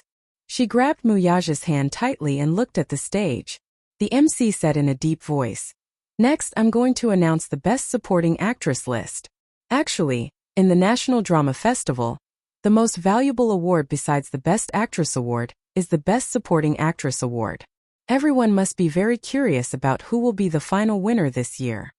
After a pause, he pretended to be mysterious and said, "First of all, she's a very young girl. Secondly, she has a nickname in our fan group, Beauty of the Century. Although she has disappeared for a long time, her popularity hasn't decreased at all. She's the most popular among the new generation of young actresses. Moreover, with her acting skills, she has gained the recognition of many seniors." The final winner of the Best Supporting Actress Award for the 2017 Xingyu National Drama Festival is Yoon Shurshur. Applause broke out. On the stage, the camera on the big screen changed and landed on her calm face. Although she was a little surprised, this result was within her expectations. She was very confident that her acting skills would definitely be recognized. However, after confirming that she had won the Best Supporting Actress Award, she still couldn't hide her excitement. Even though she pretended to be calm on the surface, her trembling fingers showed that she was still very nervous. Yoon Shurshur. Yoon Shurshur is here. Oh my God, has she decided to return to the film and television industry? Impossible. The scene once again shifted to the man beside her. The audience was in an uproar. They had never thought that Muyaja would be there in person. It was said that the Xingyu Financial Group had invested heavily in the sponsorship of the National Drama Festival. However, no one doubted that Yun Shishir's award had anything to do with the sponsorship of the Xingyu Financial Group. This was the charm of acting. She had used her acting skills to convince the audience and the judges. She had won this award, which was what everyone expected and deserved. Let's welcome our beauty of the century, Ms. Yun Shishir, to the stage to receive the award. Yun Shishir stood up slowly. Yangmi, who was sitting beside her, immediately stood up and gave her sincere blessings and a gentle hug. Li Jiuxian also gave her a hug. Yun Shishir lifted the hem of her dress and walked gracefully onto the stage. She took the trophy from the guest presenter and smiled shyly. Chapter 3308. The host smiled mysteriously and said, "I heard that Yun Shishir is not alone today." There was a commotion below the stage. On the big screen, the camera suddenly switched to Muyaja's face. When the latter saw his face suddenly appear on the screen, he raised his eyebrows in surprise and looked around. He was actually looking for the camera seriously. His small action was extremely cute in the eyes of everyone. The audience laughed knowingly. The fans were excited. They stood up, raised their lightboards and shouted in support. "Boss! Boss! The attractive couple! The attractive couple!" Muyaja and Yun Shishir were known as the attractive couple, and the fans affectionately called Muyaja boss. The reason was that Muyaja was the president of Xingyu Financial Group, the big boss. Therefore, they all gave Muyaja such a nickname. The host said enthusiastically, "Let's applaud a little more. Let's invite the CEO of Xingyu Financial Group to the stage, okay?" The applause was extremely intense. Muyaja widened his eyes in shock. He was a little surprised and hesitated whether he should go on stage or not. Yun Shishir took the microphone and pretended to be concise and ordered, "Come up." Muyaja immediately stopped smiling, stood up from his seat, and walked onto the stage. When the host saw this, it took him a long time to react. When Muyaja walked to the front of the stage, Ling Ren's height suddenly dwarfed him. He suddenly stood a little further away and said awkwardly, "It's not scary to be on the same stage, but it's awkward to be shorter." Haha. There was laughter below the stage. Facing the camera, Muyaja appeared very calm. He naturally hugged Yun Shishir and smiled without saying a word. The host teased again. "Mr. Mu, I saw you looking around below the stage just now. What were you looking for?" Muyaja's lips curled into a bashful smile. Yun Shishir immediately chimed in. "He's probably looking for a camera. How cute," the host continued. "But when CEO Mu went on stage just now, he looked like a young daughter-in-law. Shishir, who has the final say at home between you and Chairman Mu?" "I have the final say." "She has the final say." The two of them spoke almost in unison. Pink bubbles suddenly floated in the air as the audience cheered. Among the celebrities present, there were quite a number of single people who could no longer keep their composure. This was clearly a public display of affection. That was too much. The host also smiled and said, "Since they said it in unison, it looks like it's true. I remember I saw in a news article that CEO Mu appeared on camera at a financial conference. He clearly had the demeanor of a domineering CEO. Why does it feel like he's a henpecked husband when he's beside Shishir?" Muyaja started to lose his cool and protested. No. Then let me ask you." The host asked, "Who has the final say at home?" Muyaja said honestly, "Madam has the final say." The host beamed and asked again, "Then who has the highest status?" A certain big boss was obviously being led into a ditch, but he didn't realize it and still answered obediently, "Madam has the highest status." Yun Shishir covered her mouth and snickered. She felt that Muyaja was really too cute. The host asked again, "Who's in charge of earning money and who's in charge of spending money?" Big Boss Mu said again, "I'm in charge of earning money and Madam is in charge of spending money." Chapter 3309. The MC replied, "Oh." She smiled and shook her head. Then she turned around and asked the audience, "Do you think someone like him is considered a slave to his wife?" The audience cheered. "Yes." The MC asked Yun Shishir again. "Shishir. Yeah. Was what Mr. Mu said just now true? Are you basically in charge at home now?" Yun Shishir said reservedly, "Basically, I'm in charge of the small things and he's in charge of the big things."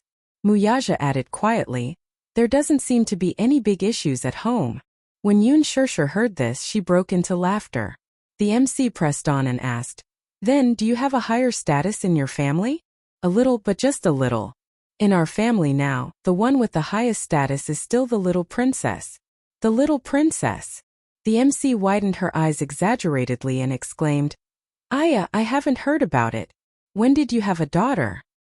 She's already 7 months old. 7 months. Aya, she's going to turn 1 soon. However, I think that Shusher has never exposed her daughter in front of the cameras to protect her. It's said that once a woman becomes a mother, she will gain the charm that only mothers have. I think our Shusher is a little different from before. Yoon Shusher smiled. What's the difference? The gentleness of a mother. Yoon Shusher blinked and said, Wasn't I gentle in the past? The audience laughed knowingly. Yoon Shusher and the MC interacted tacitly. The MC paused and looked at Muyaja again.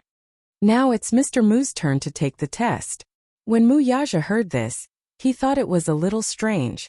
He raised his eyebrows and asked, What test? The MC pulled him aside mysteriously and said in a low voice, After the little princess is born in Mr. Mu's heart, is his wife or his daughter higher? Muyaja said almost without thinking, His wife. When the MC heard this, she snorted and looked like she didn't believe him. He turned around and asked Yoon Shusher, Shusher, are you satisfied with his answer? No. Yoon Shusher snickered and said, This answer doesn't count. The MC was interested and raised her eyebrows. Oh, there's something fishy. Yoon Shusher raised the microphone and replied, At home, he will dote on his daughter. What about the 2 young masters? He will especially like daughters more, so in his heart, daughters will definitely have a higher status. Muyaja's lips curled into a helpless smile as he wiped the corner of his lips with his fingertips, not knowing whether to laugh or cry. There was an uproar. To everyone's surprise, though, the man actually preferred his daughter over his son. The host smiled and said, It's said that this daughter was her father's lover in his previous life. Yoon Shusher smiled shyly, but Muyaja continued, In my heart, Madam is still the most important. Because now, all the happiness I have is because of her. I'm very lucky to have her in my life. She just happened to appear in my world at the right time. Chapter 33:10.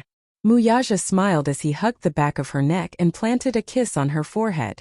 Congratulations. Congratulations, my wife. Yoon Shusher was so touched that she almost cried. She hugged him tightly, surprised and happy.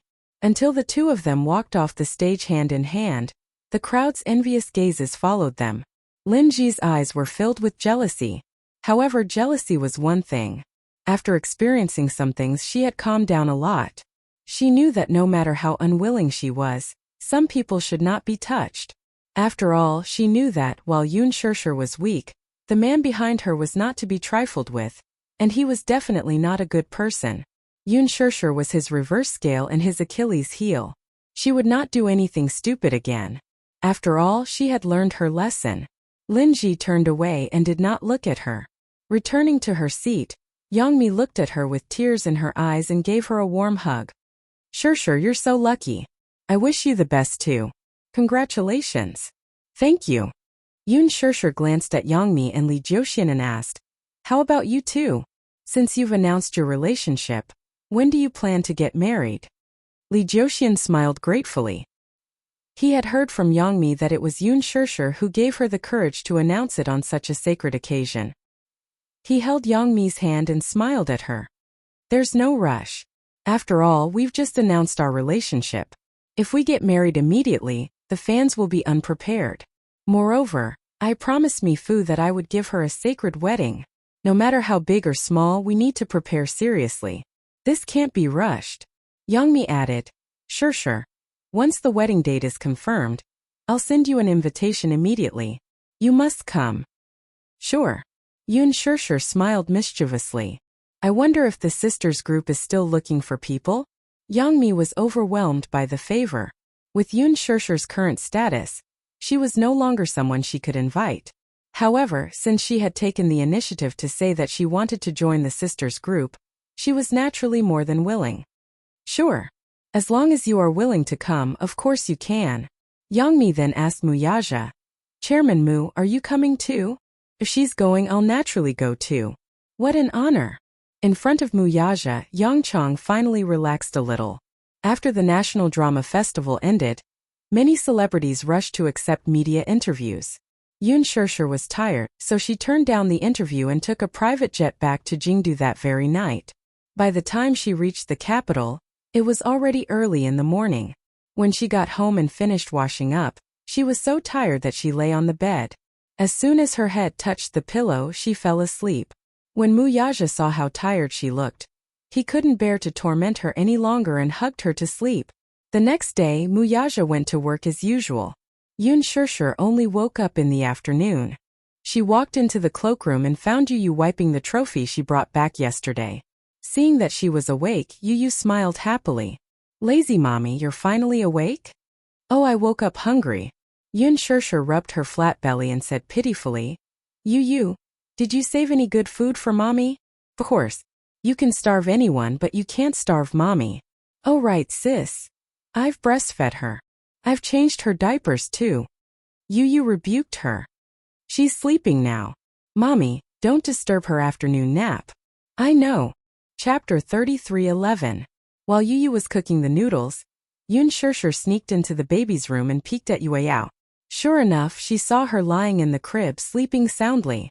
She had her thumb in her mouth and was sleeping soundly. Yoon Shirshir carefully removed her finger from her mouth. Yao opened her mouth and with a pop, a light blister popped out of her mouth. The blister was huge. She found it extremely rare. She gently poked it with her finger and the bubble burst just like that. Yao subconsciously put her finger in her mouth again with relish. Yoon Shirshir decided to ignore her. She got up and quietly left the room. After eating lunch, which was not considered lunch, Yoon Shirshir walked to the cloakroom to choose her clothes. In the afternoon, Mushi arrived. Yoon Shirshir had already prepared everything. When she saw Mushi, she passed the necklace in the gift box to her and said, Take a look. Mushi took it curiously and opened the box, only to see a beautiful necklace lying quietly inside. It's an item that I'm going to auction at tonight's charity banquet. As Yoon Shirshir spoke, she pretended to be heartbroken and held her chest. To be honest, I can't bear to part with it. Sigh, I quite like this necklace. Wouldn't it be a pity to auction it off for nothing? Mushi's lips trembled. She looked up at Yoon Shirshir and opened her mouth to say something, but no words came out. Yoon Shirshir kept staring at the necklace and was reluctant to part with it, so she did not notice her expression. After Mushi was done with her makeup, she changed into a simple dress.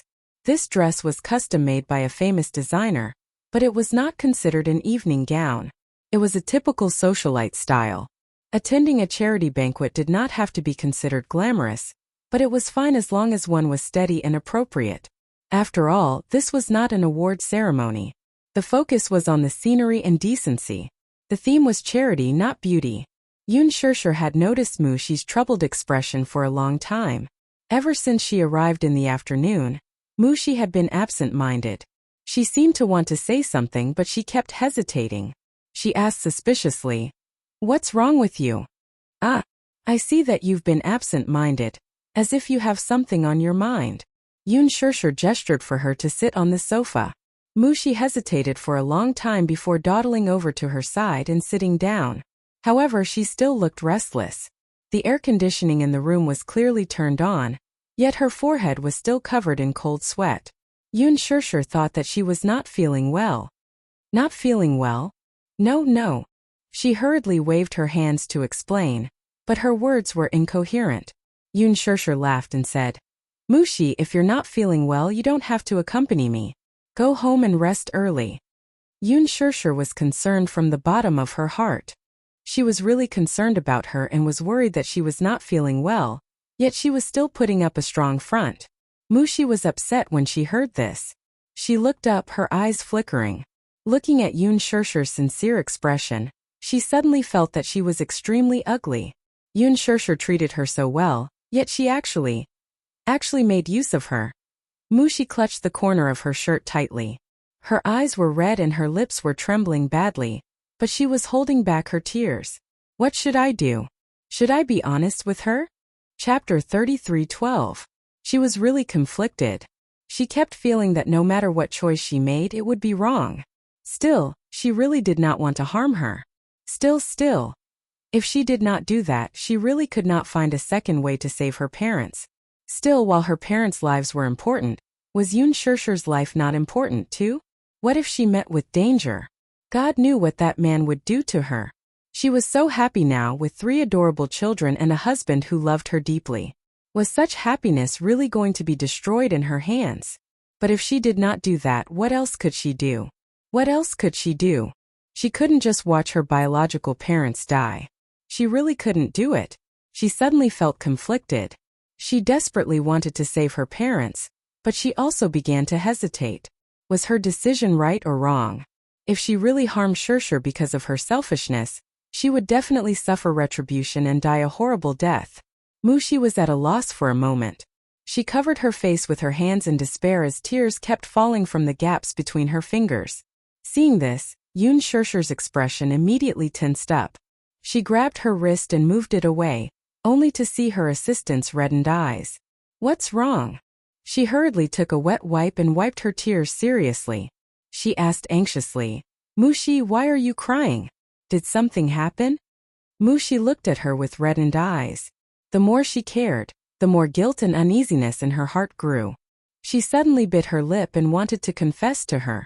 Shirshir, my father, he... However, just as the words reached her throat, they were blocked. She suddenly recalled that man's threat. If she told Yoon Shirshir, then her father would really die. Mom would die too. Mushi hesitated again as she stared at her.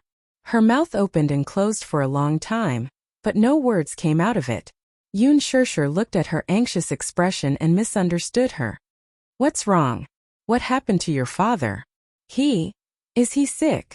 Startled, she turned her face away abruptly and closed her eyes. Slowly nodding, she uttered in a hoarse voice, Yes. Yoon Shirshir laughed when she heard this. Is it because of this? Why didn't you tell me earlier? As she spoke, she took her wallet from the side. As she rummaged through her wallet, she asked, When did this happen? What's wrong with your father? Is it serious? She nodded with difficulty. Yes, it's a little serious.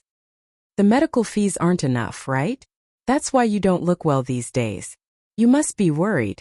Yoon Shirshir suddenly took out a bank card and handed it to her, saying, There's some money in this card. If you don't mind, you can use it to save yourself.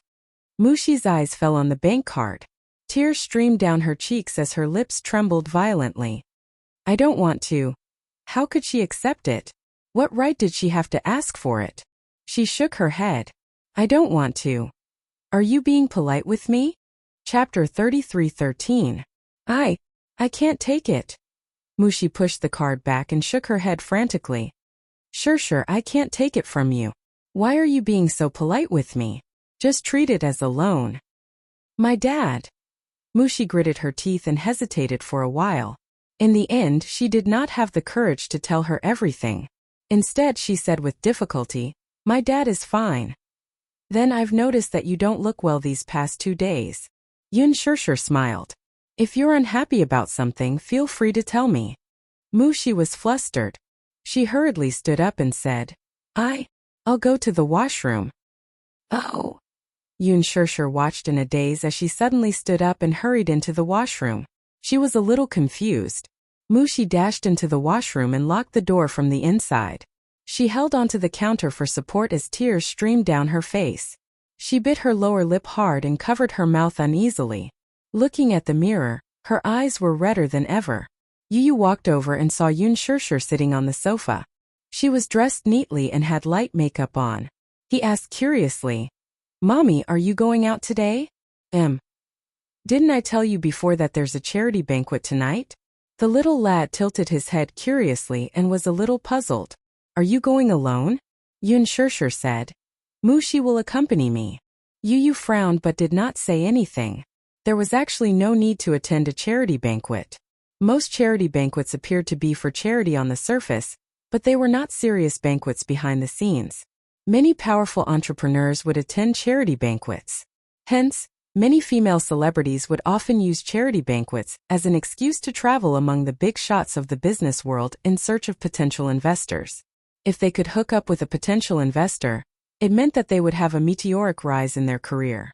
Many entertainment companies would also try their best to push their artistes into such banquets in order to broaden their network. These entrepreneurs, under the guise of charity, could establish a positive image in front of the public by doing charity on the surface. Behind the scenes, they could use this banquet to look for potential partners. It was the best of both worlds. Still, since Mushi was with him, he believed that nothing would go wrong. Yu asked, "When is mommy coming back?" "I'll be back as soon as the party is over." Just as she finished speaking, Mushi walked out of the washroom. She smiled at Yun Shirshir and said, "Shirshir, the car is waiting for us. Let's go." Yun Shirshir nodded and said to her, "Wait, I'll go get the necklace." Oh. Mushi's face froze for a moment before she nodded unnaturally. Yun Shirshir took out the jewelry box, only to see her assistant standing at the door, biting her nails nervously. She furrowed her brows. "Mushi, what's wrong?" "I'm afraid I won't make it in time." "Didn't you say 8 o'clock in the evening? Go early or you'll be late." As she spoke, she held Yun Shirshir's hand and said, "Let's go." Yun Shirshir did not think much of it. She nodded and followed her assistant to the entrance of the villa. She looked around but did not see the waiting car. Curious, she asked, "Where's the car?" "It's parked on Zongheng Road." "So far?" Zongheng Road was a kilometer away from here. Why was it parked so far away? Chapter 33:14. She did not know that because Xiangti Walk was surrounded by surveillance cameras, the car was parked in a secluded area to avoid being noticed. Mushi said, "Security is tight here. No parking is allowed at the entrance." As she spoke, she added, "Shirshir, let's go. Don't be late." Yun Shirshir gradually had doubts in her heart, but when she saw Mushi's face, she trusted her completely and did not doubt her. Along the way, Mushi was a little quiet. Yun Shirshir was even more puzzled when she saw that, for some reason, her forehead was covered in cold sweat and her hands were trembling. "Mushi. Do you know? You're acting weird today." Mushi laughed dryly. "Weird? What's weird about it? I see that you're always absent-minded. Your hands are trembling, as if you're guilty of something." Yun Shirshir did not mince her words. Mushi's heart skipped a beat. Seeing this, Yun Shirshir was even more convinced of her judgment. "Mushi, you're hiding something from me." This sentence made the already guilty Mushi's heart beat even faster. She turned her face away, feeling even more embarrassed. "Shirshir, what nonsense are you talking about? What can I hide from you? If I knew, I wouldn't be so curious." Yun Shirshir suddenly asked, "Mushi, could it be that you've encountered something that you're too embarrassed to talk about?" "No. I thought that I should be the person you trust the most." Pausing for a moment, she continued slowly, "But you rarely mention anything to me when you're in a difficult situation. Could it be that I'm not trustworthy?" "How is that possible?" Mushi retorted. "Shirshir, don't let your imagination run wild." "Mushi, I really want to help you." Yun Shirshir smiled. "Do you know?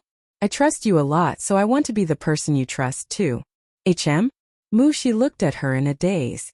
Looking at Yun Shirshir's gentle eyes, her heart wavered for a moment. She clenched her fists tightly and trembled all over. Not far away, a black car slowly drove over. Mushi turned her head to take a look at the car's license plate. Knowing that someone was here, her eyes darkened.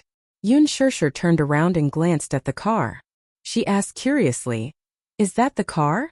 Mushi remained silent. When the car stopped steadily beside Yun Shirshir, the car door opened and 2 men in black suits stepped out. Yun Shirshir couldn't help but take a few steps back in shock.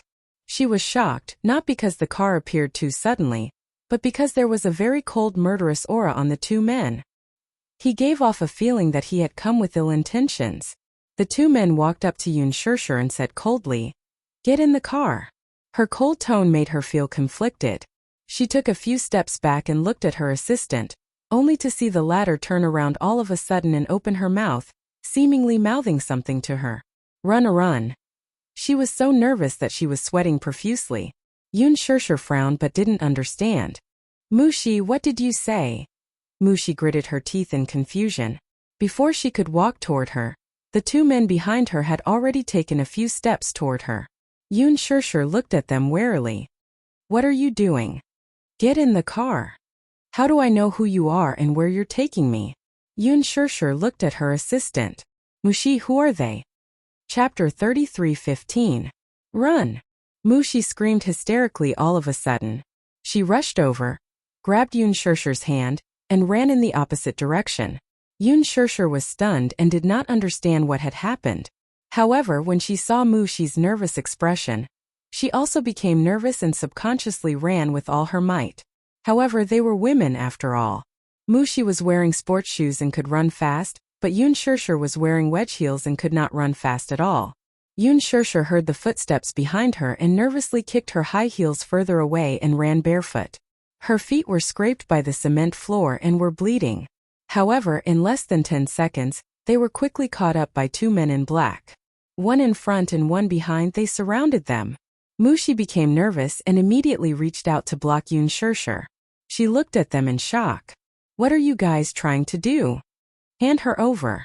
No! Mushi shrieked. You can't take her away. Don't forget your deal with the boss. One of the men threatened coldly. Take her away and we'll let your parents go. This is the agreement in the deal. Mushi bit her lip hard and stood firmly in front of Yoon Shirshir.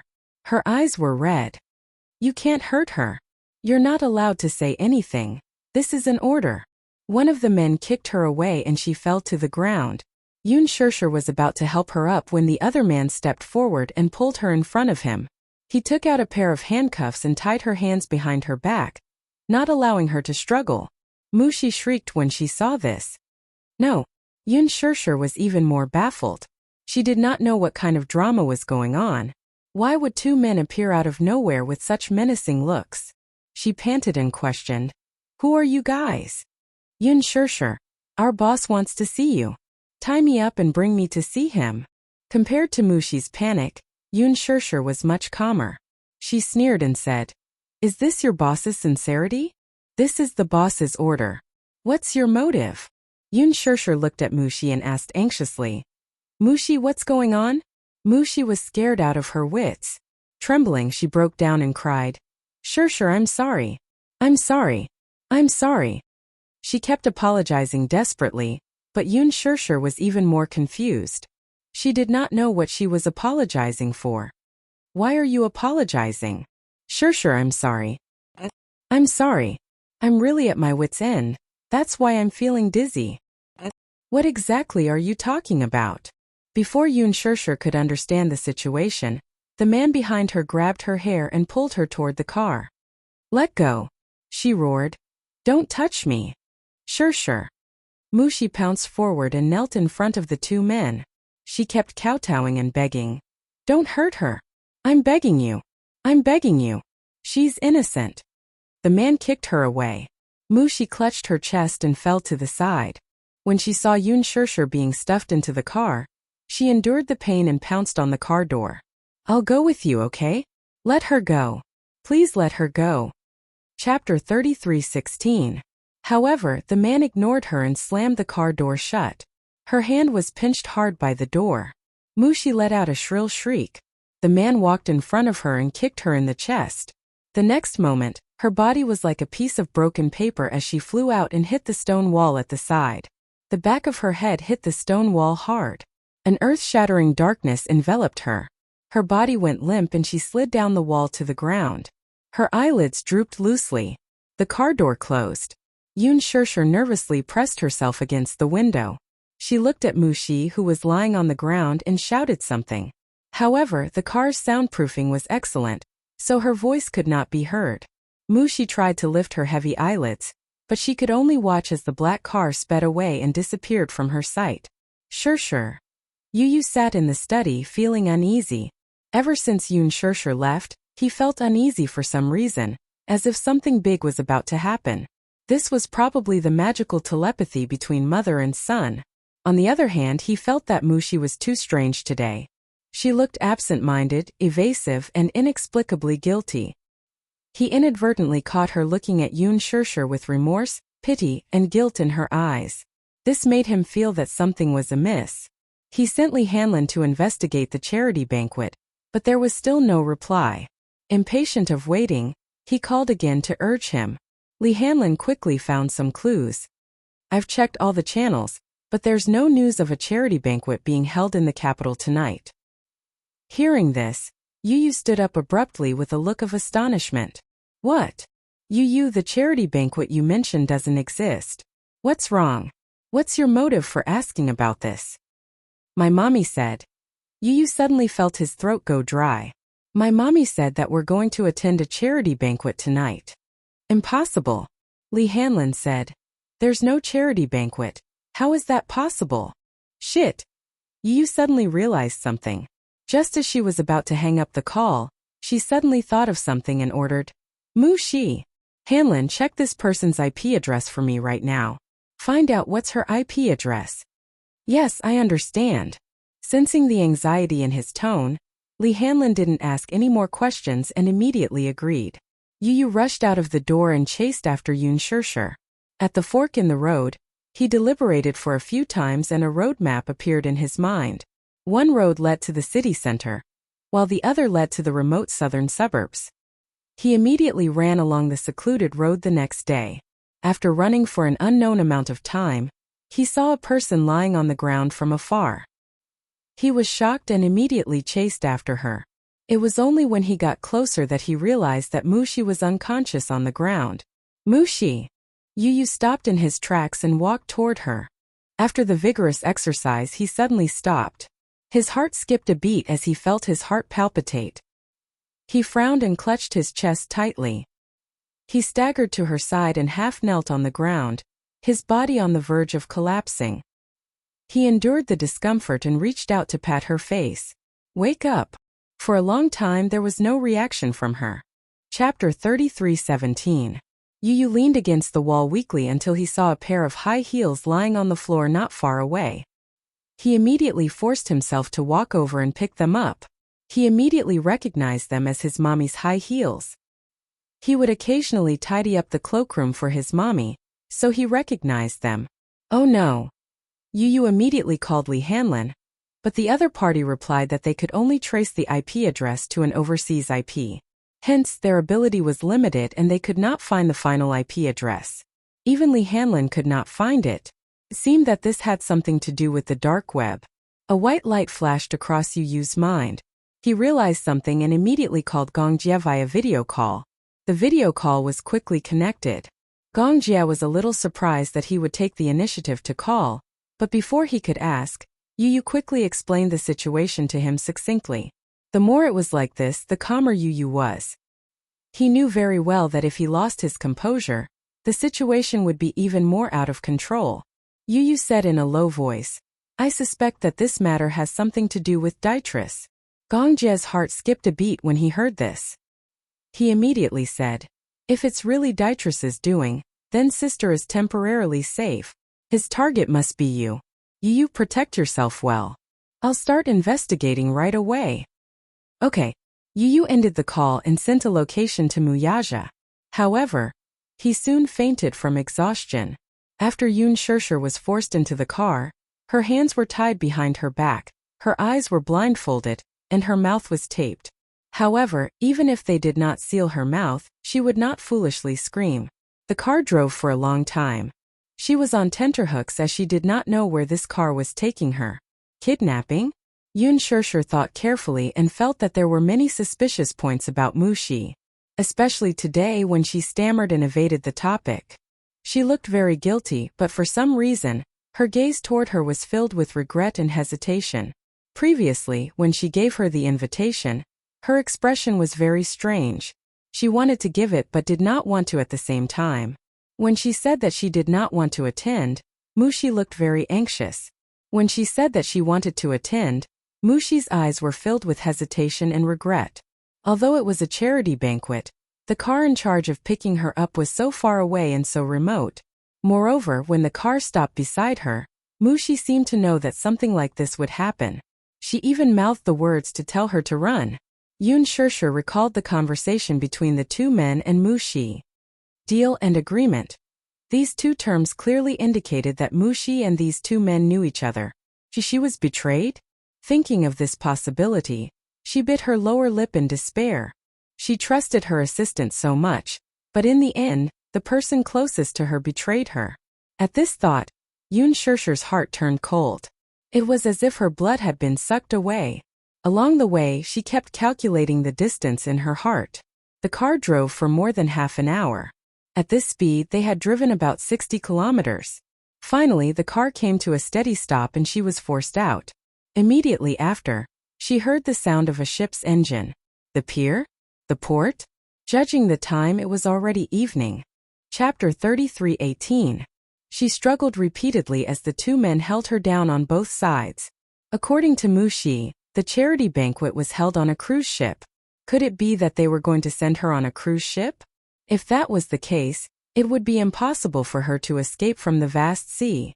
Should she jump into the sea? That was the same as courting death. To her, a cruise ship was simply a prison on the sea. Her struggles were not worth mentioning to the two men. The more she struggled, the more ruthless they became. With a chop of a hand, she only felt a dull pain at the back of her neck. Her brain instantly went numb and she fainted. When she woke up again, she opened her eyes and found herself in a luxurious room. The thing that was used to cover her eyes and seal her mouth was gone. Beside her, a group of unfamiliar women were busy. Just as she was about to sit up, she realized that the handcuffs on her wrists were still there. She had a splitting headache. It seemed that the man had used too much force in his chop, resulting in the aftereffects.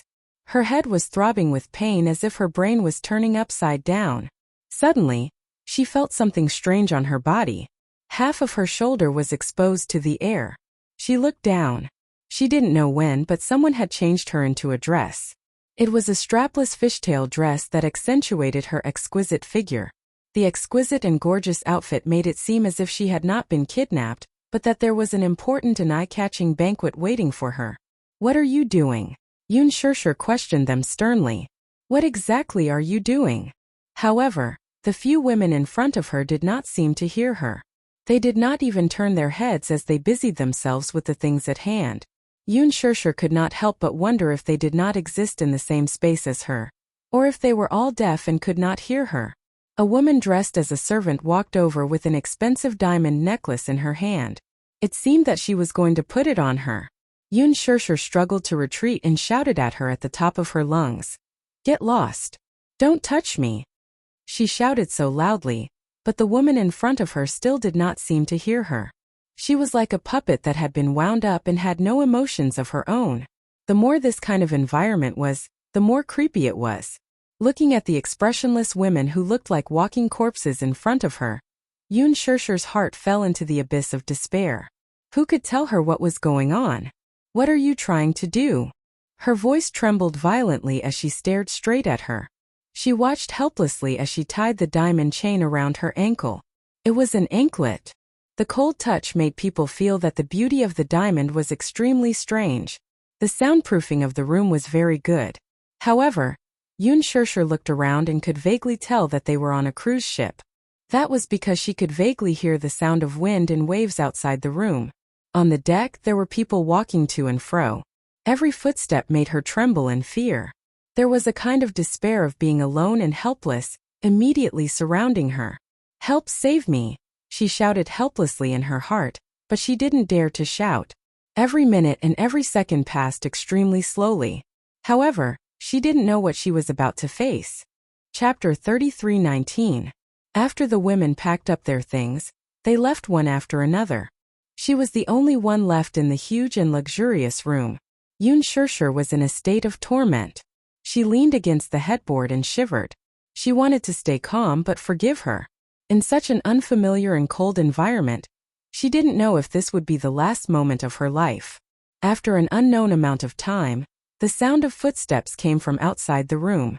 The footsteps stopped outside the door, and the next second, someone pushed the door open and walked in. She saw 2 rows of black-clothed men enter in a single file. The last man who walked in wore a long coat and combed his hair back. He looked old, about 50 years old. His face was full of wrinkles. At the same time, a ferocious-looking blade stretched across half of his face. His facial features were deep, and it was obvious that he wasn't of Asian descent. He wore sunglasses and held a cigar between his fingers. He looked aggressive, and it was obvious that he was a vicious person. One's appearance was born from one's heart. She believed in this saying. Some evil people could be told at a glance that they were evil people who committed all kinds of crimes. For example, this man had a pair of thick, messy eyebrows and downturned lips, giving people an unapproachable feeling. His subordinates seemed to be in awe of him. They kept their heads down and didn't dare to look him in the eye. Yun Shirshir looked at him, and her heart skipped a beat. She guessed that it must have been her idea to kidnap her here. She sized him up for a while, and the man was doing the same. He stared at her for a while through his sunglasses. Even with the sunglasses, it couldn't hide his sinister gaze. It was hair-raising. Yun Shirshir was a little shocked by his gaze. Her lips trembled as she gritted her teeth and asked, "Who exactly are you?" The man exhaled a puff of smoke. He narrowed his eyes and took off his sunglasses. His eyes were like an eagle's beak, and they were aggressive. When he opened his mouth, a thick smoke came out. However, what came out of his mouth was an authentic American accent in English. This woman's model isn't bad. Yun Shirshir knew that he didn't understand English, so she questioned him in fluent English. "Who are you?" "Oh, you can speak English." The man was a little surprised. He raised his hand and took another deep puff of the cigar. Amidst the smoke, he looked at her again and again and seemed to be very satisfied. "You don't need to know who I am. Then why did you bring me here?" "Haha, you don't have to ask about this." "Why can't I ask?" The man smiled coldly and snorted. "Because? You are an object. Because you are an item. An object doesn't need to think." Yun Shirshir's heart skipped a beat when she heard this. She was even more confused and couldn't figure out what his purpose was. Item? She was not an object at all. Yun Shirshir wanted to say something, but the man turned around and quickly left the room. The door closed again, isolating her from the world. Yun Shirshir sat on the spot in a daze, her heart in a state of extreme panic. The sound of the waves outside the window became clearer and clearer. She closed her eyes in despair. She only hoped that she would be taken away from here as soon as possible. When Yu woke up, he was in the hospital. Muyaja and Shaoichin were sitting by the bed. When they saw that he had woken up, they immediately surrounded him. Chapter 33:20. Shaoichin asked, Yu, are you alright?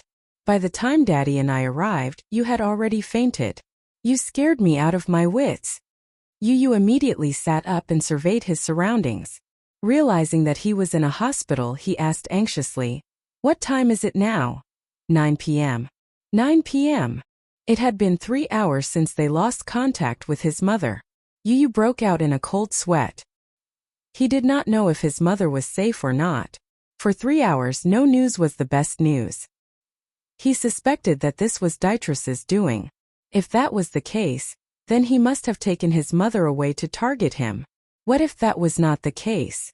If the person who kidnapped Mommy wasn't Dietrich, then Mommy's safety wouldn't be guaranteed.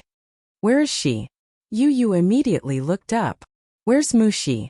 Muyaja coldly replied. She's already awake. Is she under control? Yes, she's right outside. Yu immediately lifted the blanket and got out of bed. He did not even bother to put on his shoes as he walked to the door. Mushi had woken up and was sitting on the bench with a dazed look on her face. 3 or 4 men stood around her, watching her intently. Yu's face turned cold when he saw her.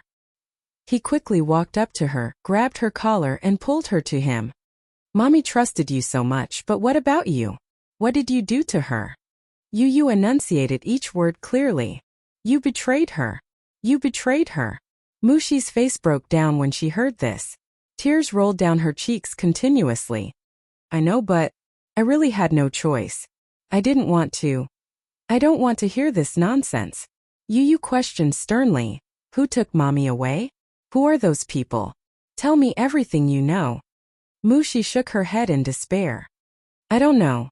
I really don't know anything. Just now Muyaja had interrogated him, but he didn't get any useful information. Mushi told him everything she knew and what she could, but the information she got was very little.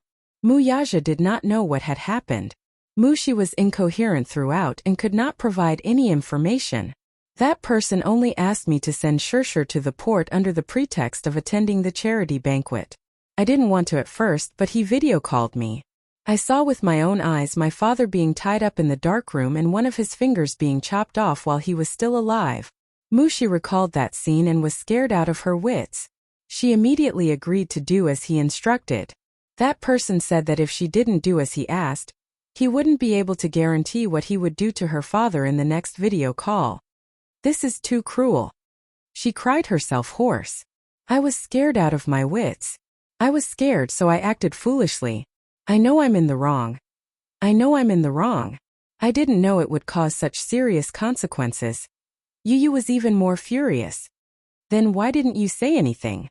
Since you know that that person is cruel, how can you bear to put my mommy through a mountain of swords and a sea of fire? Mushi was stunned and her tears flowed even more violently. I don't want to see your hypocritical tears. Chapter 33:21. Mushi trembled in fear. Even though the person standing before her was no more than 8 years old, the aura he exuded was enough to stun her. Muyaja pulled him into his embrace and gently caressed his hair as he consoled. Yu, don't be afraid. Even though at this moment his heart was in a mess, Yu trembled in anger. He thought of how heartbroken his mommy would be if she found out that he had been betrayed by Mushi. Muichin said, Yu, don't worry. No news is the best news for now. It's just that we're all in the dark now. We can't find mommy's whereabouts, let alone know who the mastermind is. Still, I think that the mastermind is using mommy as a hostage to negotiate with someone. After a pause, he asked Muyaja suspiciously, Daddy, have you offended anyone recently? Muyaja pursed his lips and shook his head. No. Yu clenched his fists and said solemnly, Maybe. I'm right. What? It must be Dietrich. His sixth sense could not be wrong. His phone rang all of a sudden. Yu thought that it was a video call from Gongjia. He quickly took out his phone, only to see an unfamiliar IP call pop up on the screen. His heart skipped a beat and he picked it up without hesitation. Following the frequency of the call, the video gradually changed. In the video, a man was sitting on a chair, and a ferocious face came into view. Hee, little guy, how have you been? Muyaja furrowed his brows in shock. This man's face was very unfamiliar, so he naturally could not recognize him. However, this did not mean that Yu could not recognize him. Dietrich? Yu had not seen Dietrich's face before, so he raised a brow in suspicion. So smart. I couldn't believe it. I even doubted if the legendary genius of the Hurricane Group was really only 8 years old. I only believed it when I saw it with my own eyes. In the video, Dietrich was in a dark environment, which was probably used to store miscellaneous items on the cruise ship. Even though the video's resolution was limited, he could still see the dust flying in the air.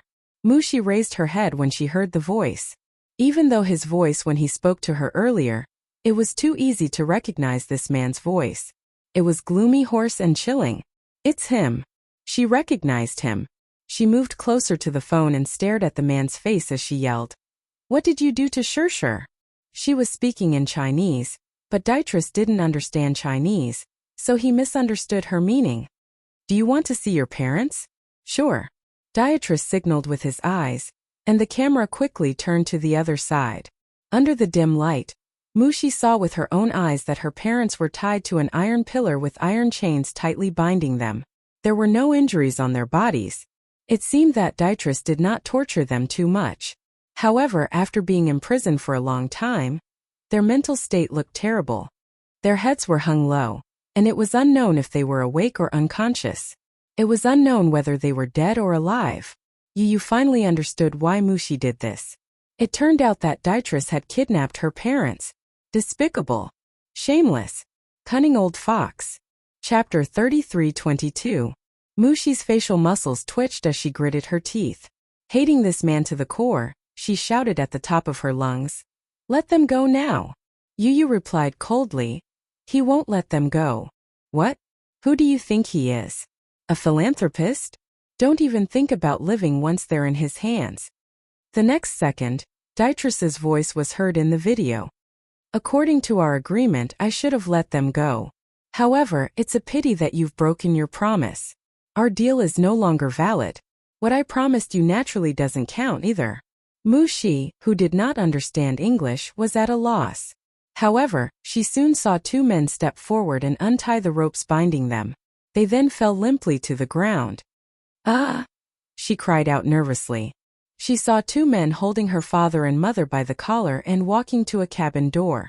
They opened the cabin door, and as the cruise ship sailed through the wind and waves, the blue waves came into view. She finally understood what this man was trying to do. She screamed, "No!" Before she could finish her words, the man in the video kicked her mother out of the door. Her body sank heavily into the sea and was quickly swallowed by it. Mu Shi watched this scene in disbelief. She fell to the ground in a daze as big drops of tears rolled down her cheeks. Her whole body trembled violently as she looked at the camera again. In the video, Mu Shi's father woke up abruptly. He looked at the man and opened his mouth to scream. Mu Shi thought that he was too frightened to speak, but Yu knew very well that the reason he was screaming was not just out of fear but because his tongue had been cut off. How cruel! Yu clenched his fists tightly. The next second, Mu Shi's father was pushed out of the door. His body sank into the sea, but he quickly floated up. He kept struggling, but he was soon swallowed by the waves created by the cruise ship. Mu Shi broke down and screamed, "No!" The cabin door was closed.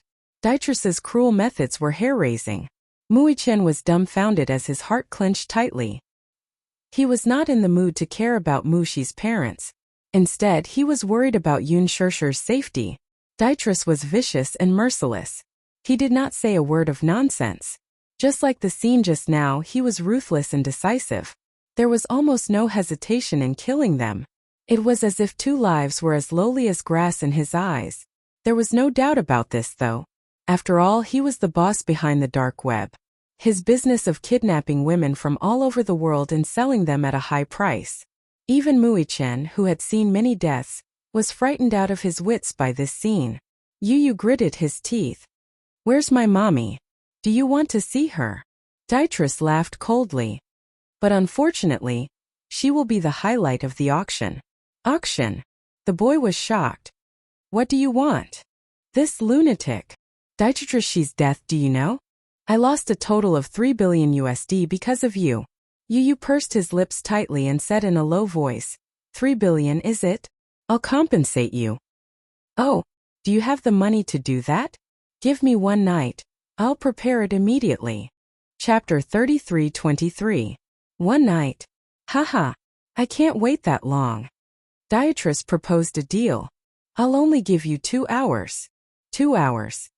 It was impossible to prepare so much cash at once. Dietrich was demanding an exorbitant price. It was not that he did not have the ability to fulfill it, but the reality was that it was already the middle of the night. Even if there was an account turnover, there would be backstage operations. What he wanted was cash. Where would he get so much? $3 billion. Not every bank had such a shocking amount of foreign reserves. Moreover, the banks were closed now. If he urgently informed the bank management that he needed to withdraw $3 billion in cash, it would be as difficult as ascending to the heavens. Moreover, he had to appear at the port in 2 hours. Otherwise, his mother's safety would be in danger. However, if he relied on the Hurricane Group, $3 billion would not be difficult. As far as he knew, most of the transactions of the Hurricane Group were cash transactions. Therefore, for the Hurricane Group, it would not be difficult to come up with $3 billion in cash. However, it would take some time for the Gongjia to arrive from the Hurricane Group. Dietrich said, "Remember, I want cash." 2 hours later, "I'll send someone to pick you up at the port. If you can't wait for the $3 billion, don't blame me. It's not like I didn't give you a chance." Yu could not care less and agreed immediately. "Okay. I promise you. Remember, 2 hours later you have to come alone with cash.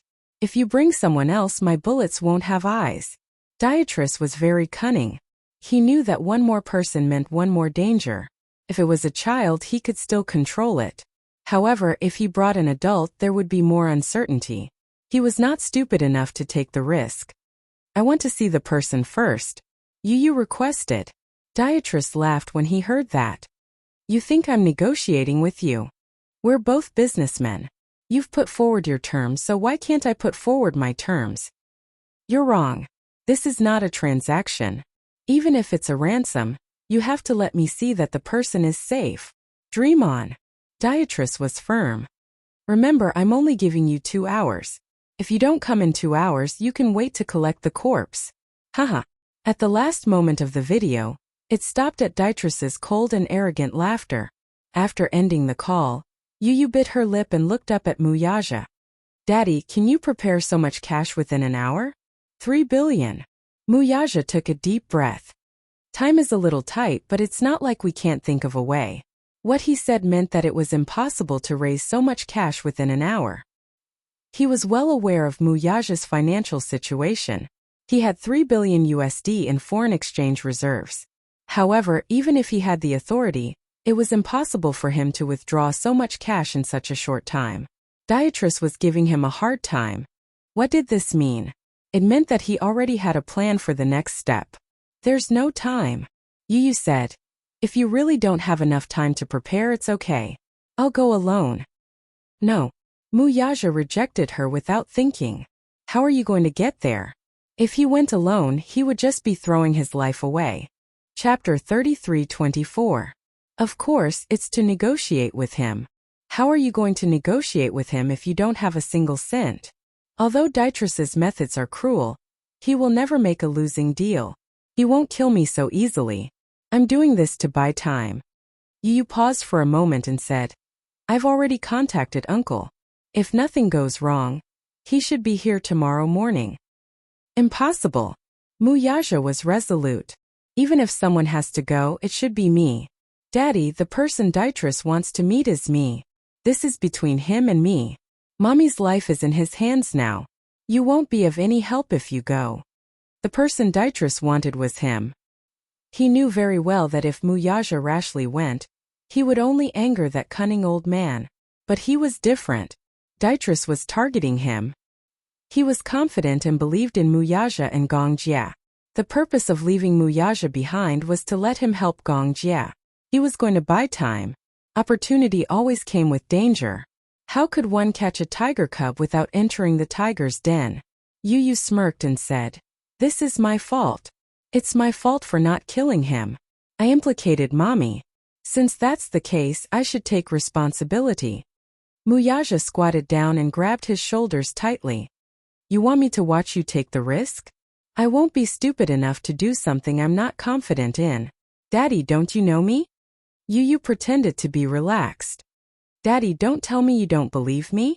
Muyaja was silent for a moment. Muichin suddenly said, Daddy, I'll go with you. No. Yu said, You can't go. You'll be sending yourself to death. Yu, we can't go without either of us. I'll go with you. Trust me, I can definitely protect you and Mommy. Are you crazy?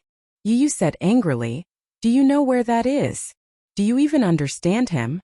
Do you know how dangerous a person he is? You say it so casually, but the real situation is very dangerous, do you understand? Of course I know. Muichin interrupted him.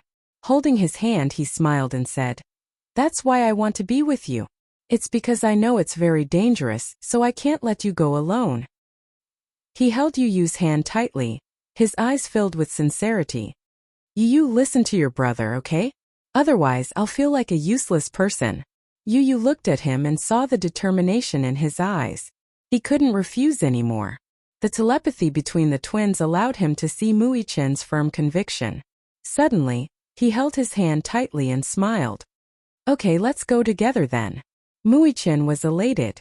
Seeing that Yu had finally relented, he nodded heavily. Yu said to Muyaja, Daddy, you'll be in charge of sending us to the port. Then get Uncle as soon as possible. Shaoichin and I will be waiting for you. Impossible. Muyaja gritted his teeth and said, I can't do it. He couldn't do it if he went with them and his life was uncertain. He couldn't lose any of them. Chapter 33-25. Yu suddenly hugged him and hugged his shoulders. His eyes were red as he said, Daddy, I'm begging you, okay? Trust me this time and trust your two sons' abilities. Muyaja clenched his fists tightly. He suddenly released them and gently hugged the two little lads. Wait for me. Okay. 2 o'clock in the morning. It was midnight. The night was dark and gloomy. Dark clouds covered the moon and it looked like it was going to rain heavily. The car sent Yu and Xiaoyichen to the harbor early and left quickly. Xiaoyichen held on to Yu's hand tightly and didn't want to let go. The two little lads stood at the harbor. The night wind was very strong and the cold sea breeze made their cheeks hurt. Yu, do you know? Actually, I'm not stupid at all. Most of the time I know a lot. It's not like I don't know how to solve those math problems. Yu was stunned and turned to look at him. Memories of their first encounter flashed through his mind. The two of them sat on the Ferris wheel and faced each other. He clumsily counted with his fingers in front of Yu when they were faced with a math problem. Yu mocked him mercilessly. You're not smart enough, so you're using your height to make up for it? From the first time they met, Xiaoyichen had the impression that he was stupid. What's 4 plus 5 plus 6 plus 7 plus 8 plus 9 plus 10? I'll give you 10 seconds to figure it out. Little Chen immediately began to count them one by one with a serious look on his face. Yu looked at him speechlessly. He thought to himself, did this brother of mine really come from the same womb as me? How can he be so stupid?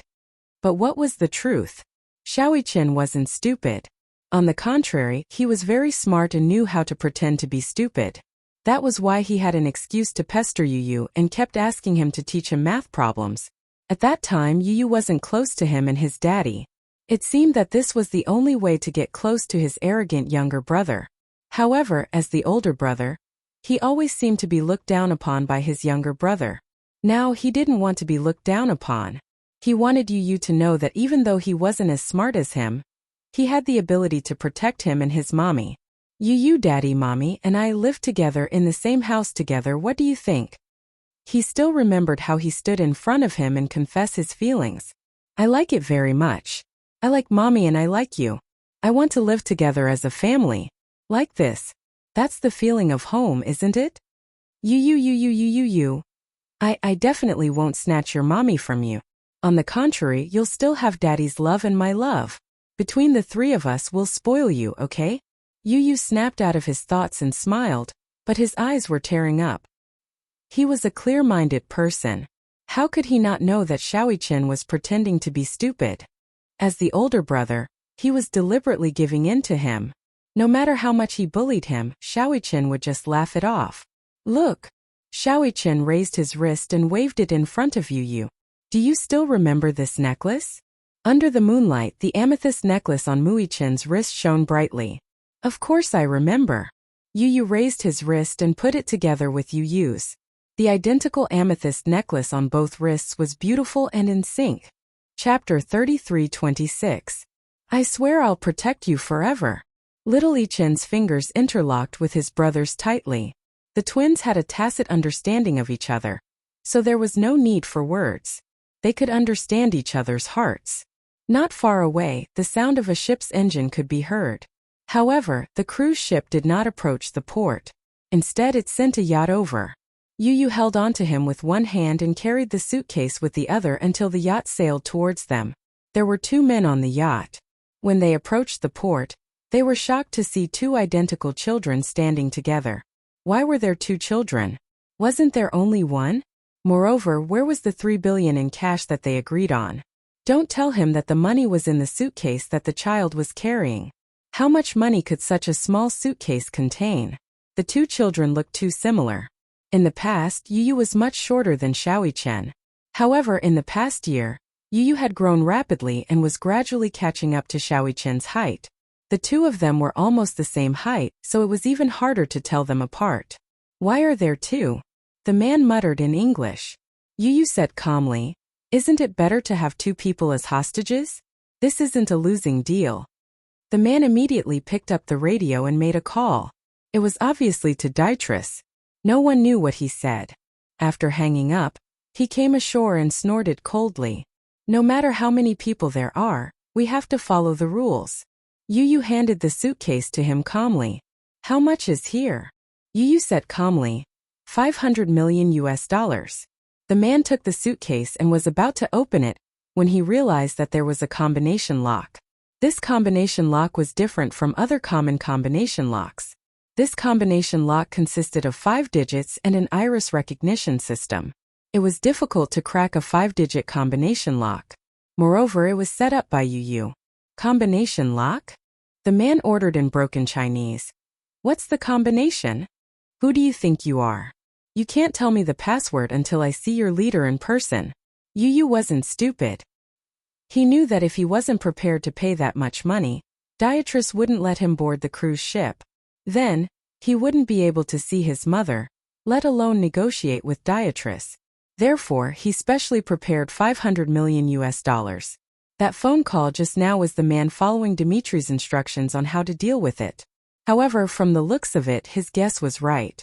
If he took the briefcase away, there was no need for him and Mui-Chen to keep their lives.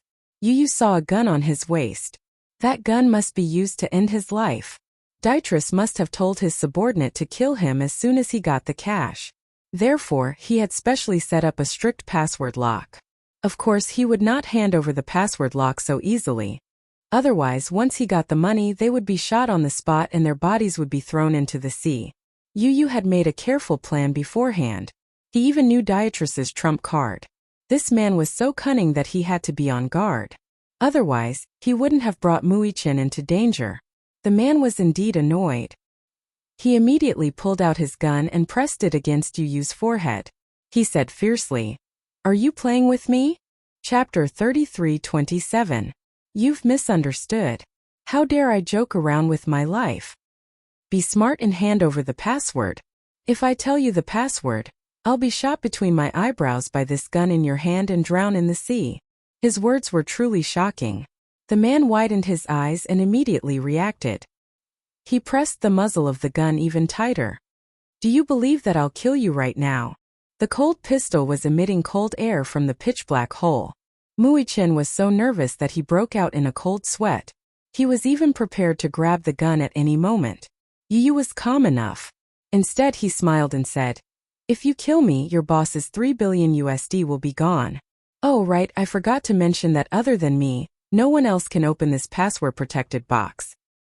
Let me board the ship." Yu opened his arms and said calmly, "I have a deal that I want to discuss with your boss." The man looked at him suspiciously. Then, he put the gun away and began to search Yu and Xiaoyi-Chen's bodies. When he was sure that they were not carrying any equipment or weapons, he snorted coldly. "Give me your hands." Mui-Chen did not understand what he meant. Yu raised his hands and allowed the man to handcuff his wrists. The latter immediately understood and obediently extended his hands, allowing his wrists to be handcuffed. The two little munchkins boarded the yacht successfully. As soon as Mui-Chen and Yu boarded the yacht, they were led to the VIP cabin. The yacht was huge. It was a few hundred meters from the entrance to the VIP cabin where Beatrice was. When a door opened, Mui-Chen and Yu walked in. Beatrice was sitting on the leather sofa. When he saw the two little munchkins, he asked in confusion, "Why are there two of you?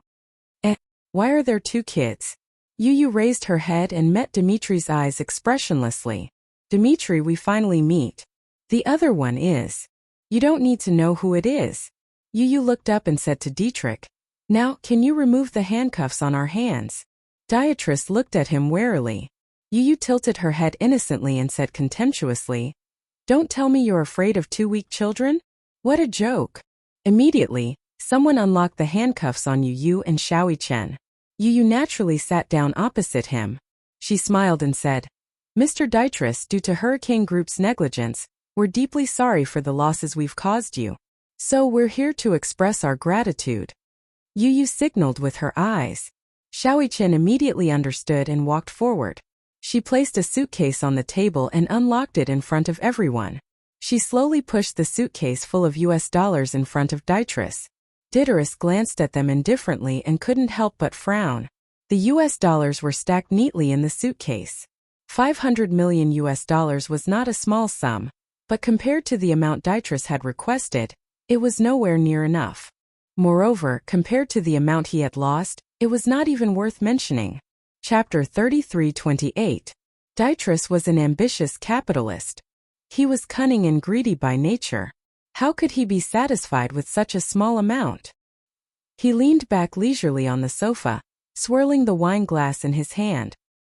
He glanced expressionlessly at Yu, who was sitting elegantly in front of him, and snorted. "This is your so-called sincerity? Yu smiled and said calmly, "That's right, Mr. Dytrus. After all, I've caused you quite a bit of loss, so this is a token of my sincerity." A token of my sincerity? A token of my sincerity? Heh, what did this brat think he was? A philanthropist? Token of my sincerity? Heh. Dytrus couldn't help but laugh out loud. He took a sip of red wine and slowly stood up. He walked up to him, leaned forward slightly and looked down at him.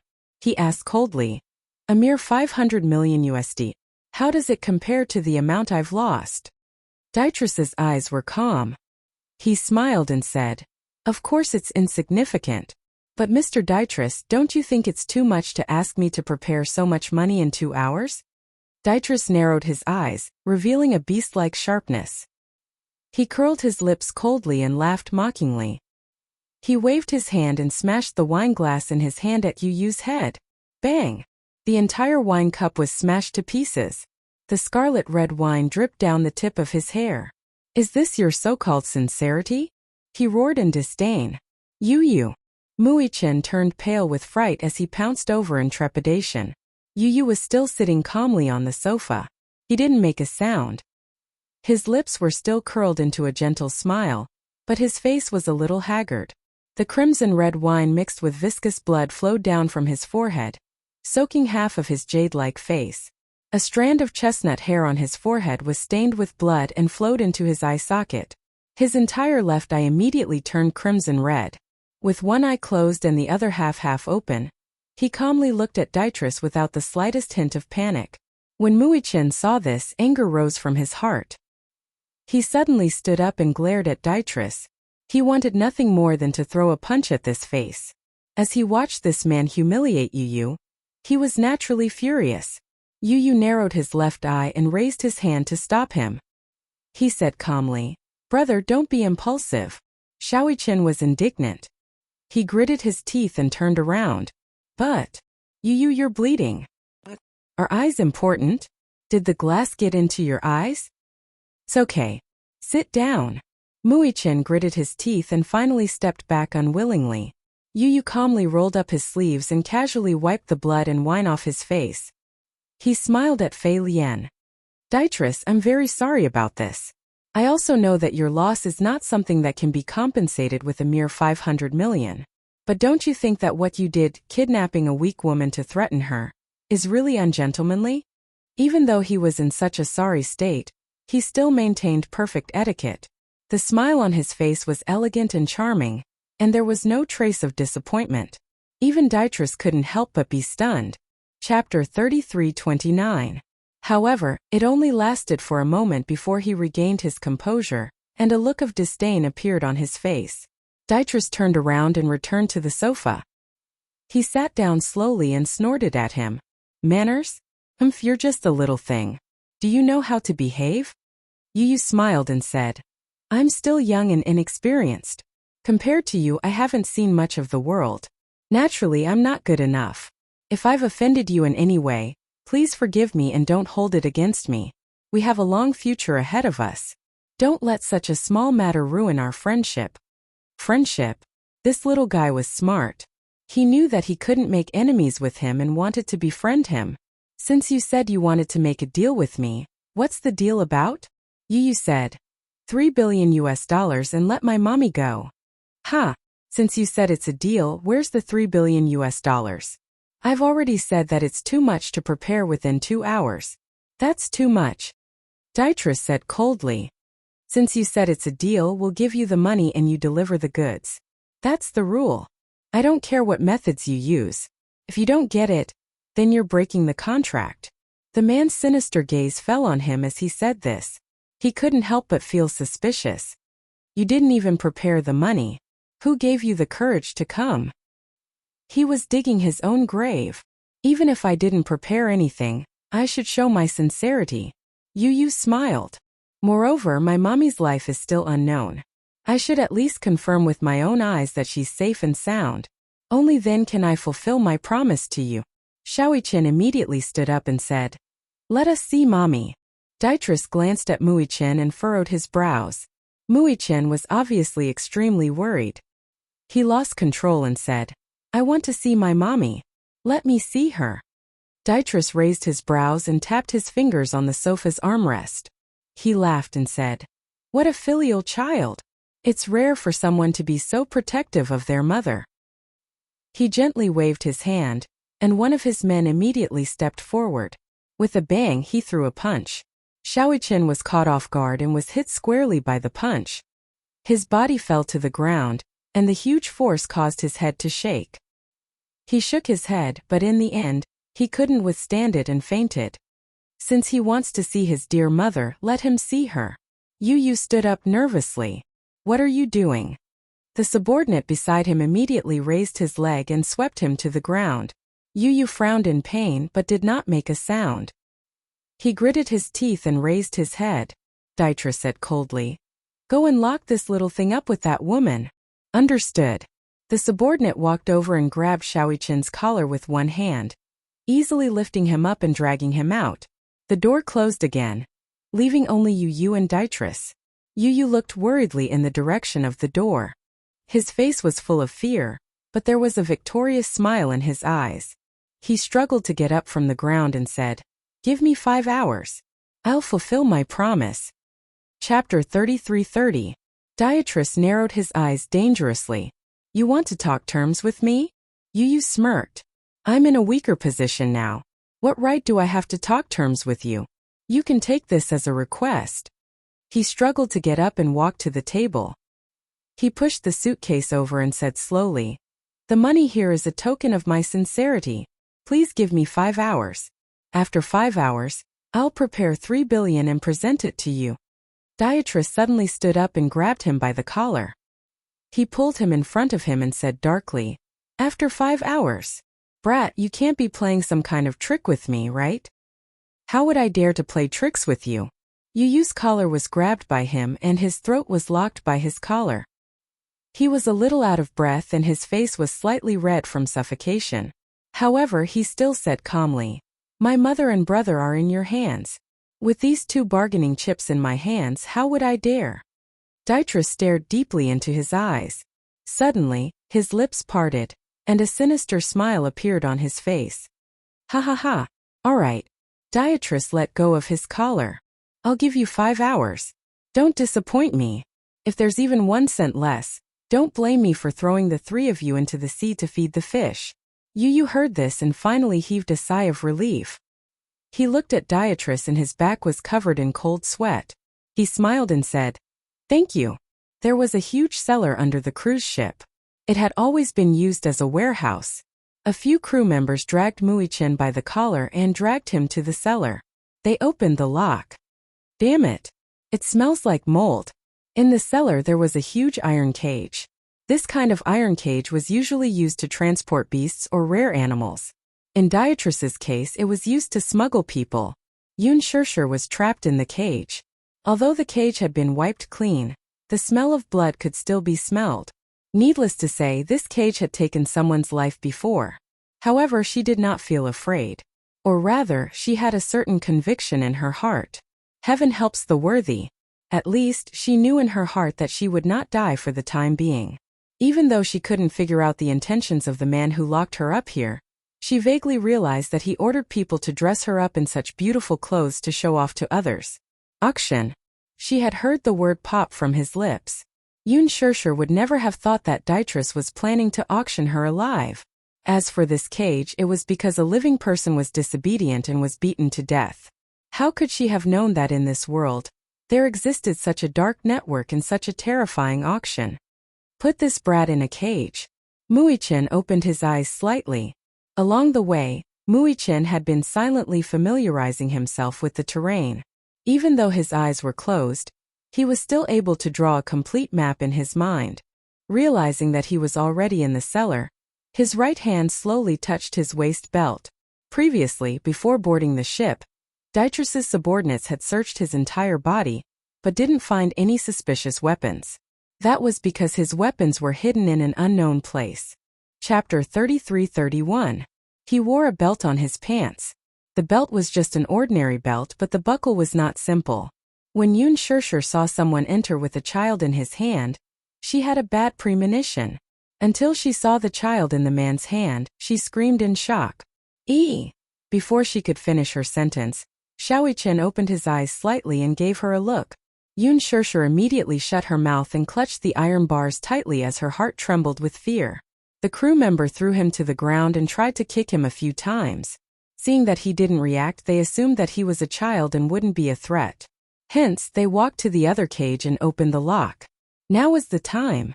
Muichen flipped over and landed firmly on the ground.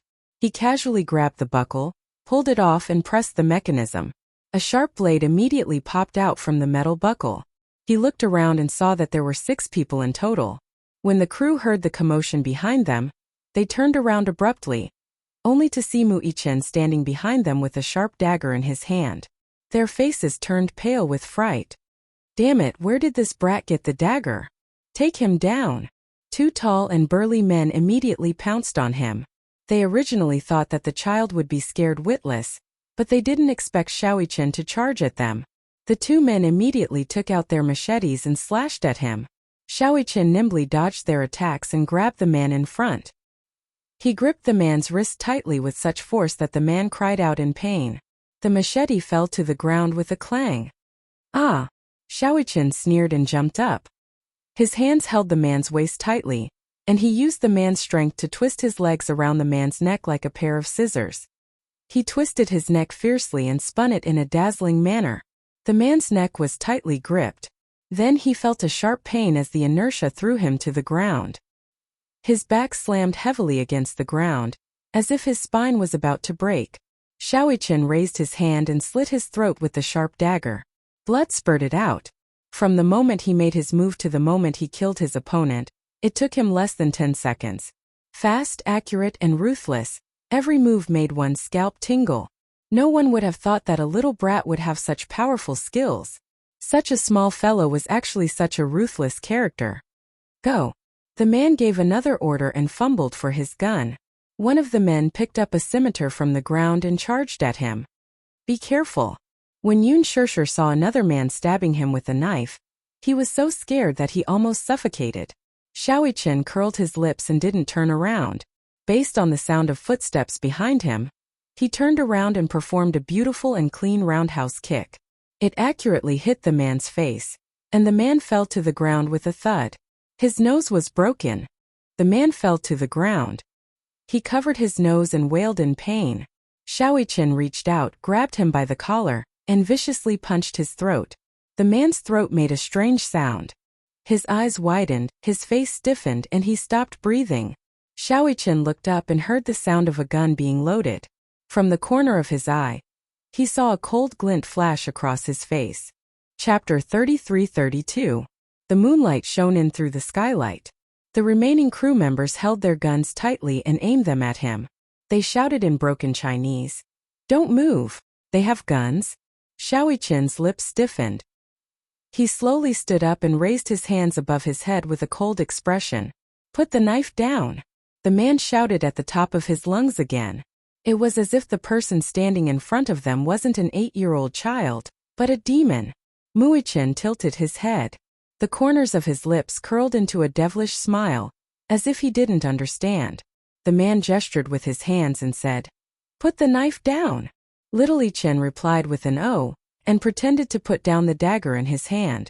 Only then did they relax a little. However, this slight relaxation caused him to narrow his eyes abruptly. The dagger in his hand flew out and drew a dazzling arc in the air. With a swoosh, it ruthlessly pierced one of the men's neck. Blood splattered on the ground. He wanted to shoot, but his body had already collapsed. The remaining 2 men panicked. They were so frightened that they were about to lose their minds. In their panic, they fired blindly and lost their aim. Little Ichen stretched out his leg and hooked the corpse on the ground with the tip of his toe. He pulled it up and used it as a shield in front of him. His right leg hooked onto the machete that had fallen not far away. He hooked it up, caught it firmly with his hand, and threw it back. Compared to the 2 good-for-nothings, little Ichen had undergone rigorous training. Coupled with his calmness in the face of danger, he did not panic at all even when he was outnumbered. He aimed accurately at one of the men's chest and viciously plunged his dagger into it. The remaining man raised his gun with trembling hands. However, he realized that he had already fired all 6 bullets in the panic. He hurriedly wanted to reload, but Xiaoqian was already walking towards him. He was quick to change the magazine, load the gun and fire. Muichen suddenly grabbed his wrist and pointed his gun to the side. Bang! Bang! Bang! All 3 bullets hit the other man. Muichen lifted his leg and kicked the man's crotch. The man cried out. His legs tightened and clamped down. Xiaoqian jumped up and grabbed the man's hair. He dragged the man by his hair and walked towards the metal cage. Clang! A loud sound was heard. The man was in so much pain that he felt dizzy. Spare me! Spare me! Muichen did not have the patience to listen to his nonsense though. Grabbing the man's jaw with one hand and his neck with the other, he twisted his neck viciously. The man's throat joint was immediately dislocated. With a whimper, the man's head drooped weakly as he fell to the ground. The scene was a mess, and the pungent smell of gunpowder filled the entire cellar. Muichen slowly stood up and surveyed the corpses on the ground. He carefully checked them again until he was sure that they were all dead. Finally, he heaved a sigh of relief and calmed himself down before walking over to his mother. Yun Shishir was so shocked that she couldn't speak. Xiaoqian immediately comforted her. Mommy, don't be afraid. You'll be fine. He lowered his head and looked at the lock of the metal cage to study it. Yun Shishir still had a lingering fear. She couldn't help but tremble with fear when she thought about how the 6 of them were against him. Muichen locked the cellar door from the inside to ensure that no one would barge in. He then focused on studying the lock in his hand. Ichen, why are you here? Chapter 33-33. Why are you here? Yun Shishir was still in shock. Xiaoqian stuck out his tongue playfully and said, Of course I'm here to save Mommy. Mommy, don't be afraid. I'll get you out right away. So effective. She looked at him with emotion. She was scared witless by the earlier scene. Even though she had witnessed Muichen's formidable fighting skills, she would crumble if he were to suffer even the slightest bit of injury. There was a lock on the iron cage. Muichen studied it for a long time and decided to try picking the lock. Even though such a lock could be opened with a gun, if he was not careful, he could accidentally hurt his mommy. After pondering for a long time, he suddenly opened the watch and broke off the needle inside. Using the thin needle, he bent it slightly with his fingers and inserted it into the lock. He held it and turned it. It was different from the locks he used to train with in the army. There was still some difficulty in picking this lock. After all, locks were different in different eras. With the change in technology, many of the lock-picking techniques from the past were no longer suitable for today's technology. Muichen studied it for a long time. He lowered his head and pressed his ear against the lock to listen carefully to the mechanical structure inside. Generally speaking, the internal structure of a lock was very complicated. The better the lock, the more detailed the internal structure. The key shaft, the lock core, the lock tongue, the groove, the push plate, the blade. There were more than 10 parts. If one was not very familiar with locks, they would not be able to understand the main points. However, no matter what kind of lock it was, it could definitely be picked. This was because there was no technology in the world that could make a perfect lock.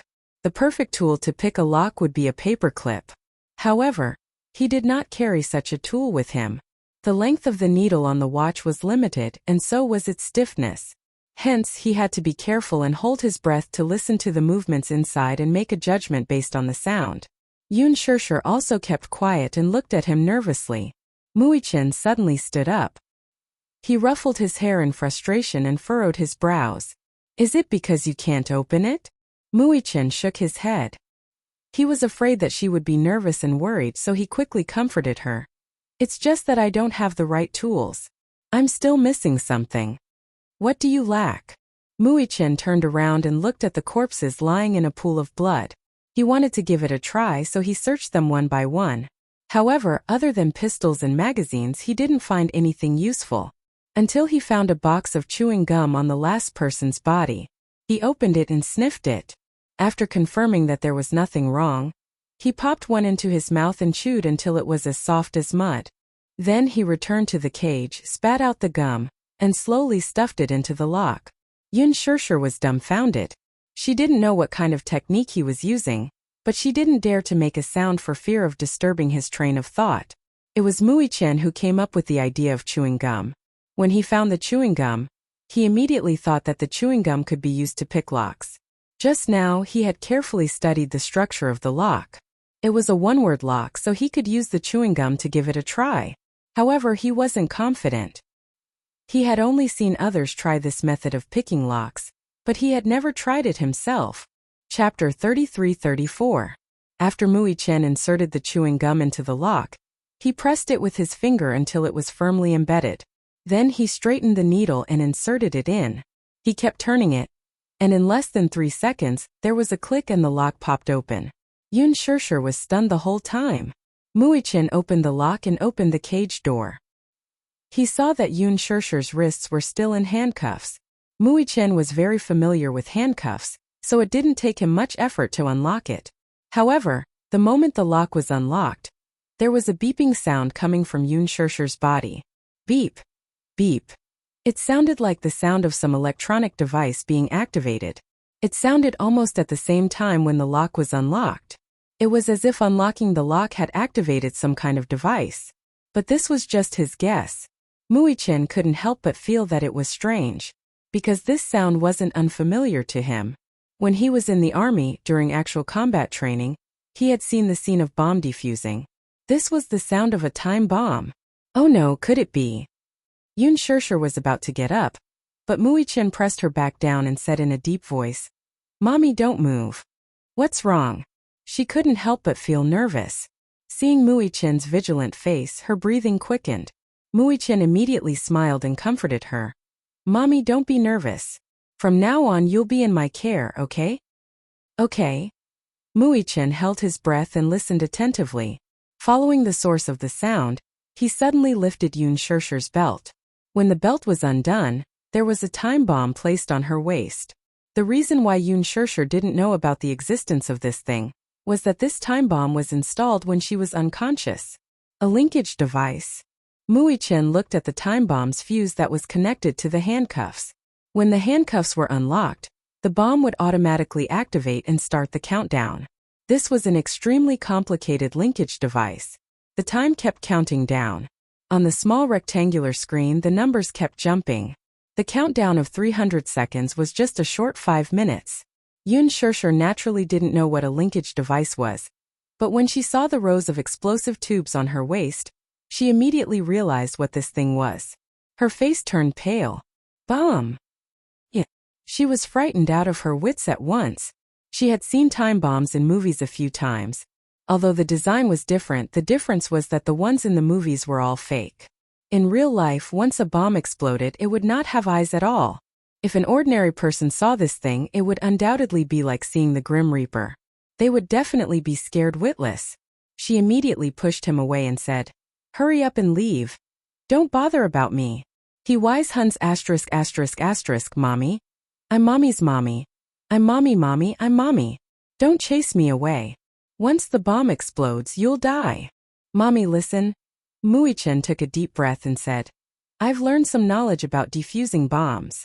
Although he was comforting her, the reality was that there was no such thing as a bomb disposal expert in the army. Most of the time they used robots to defuse the bombs,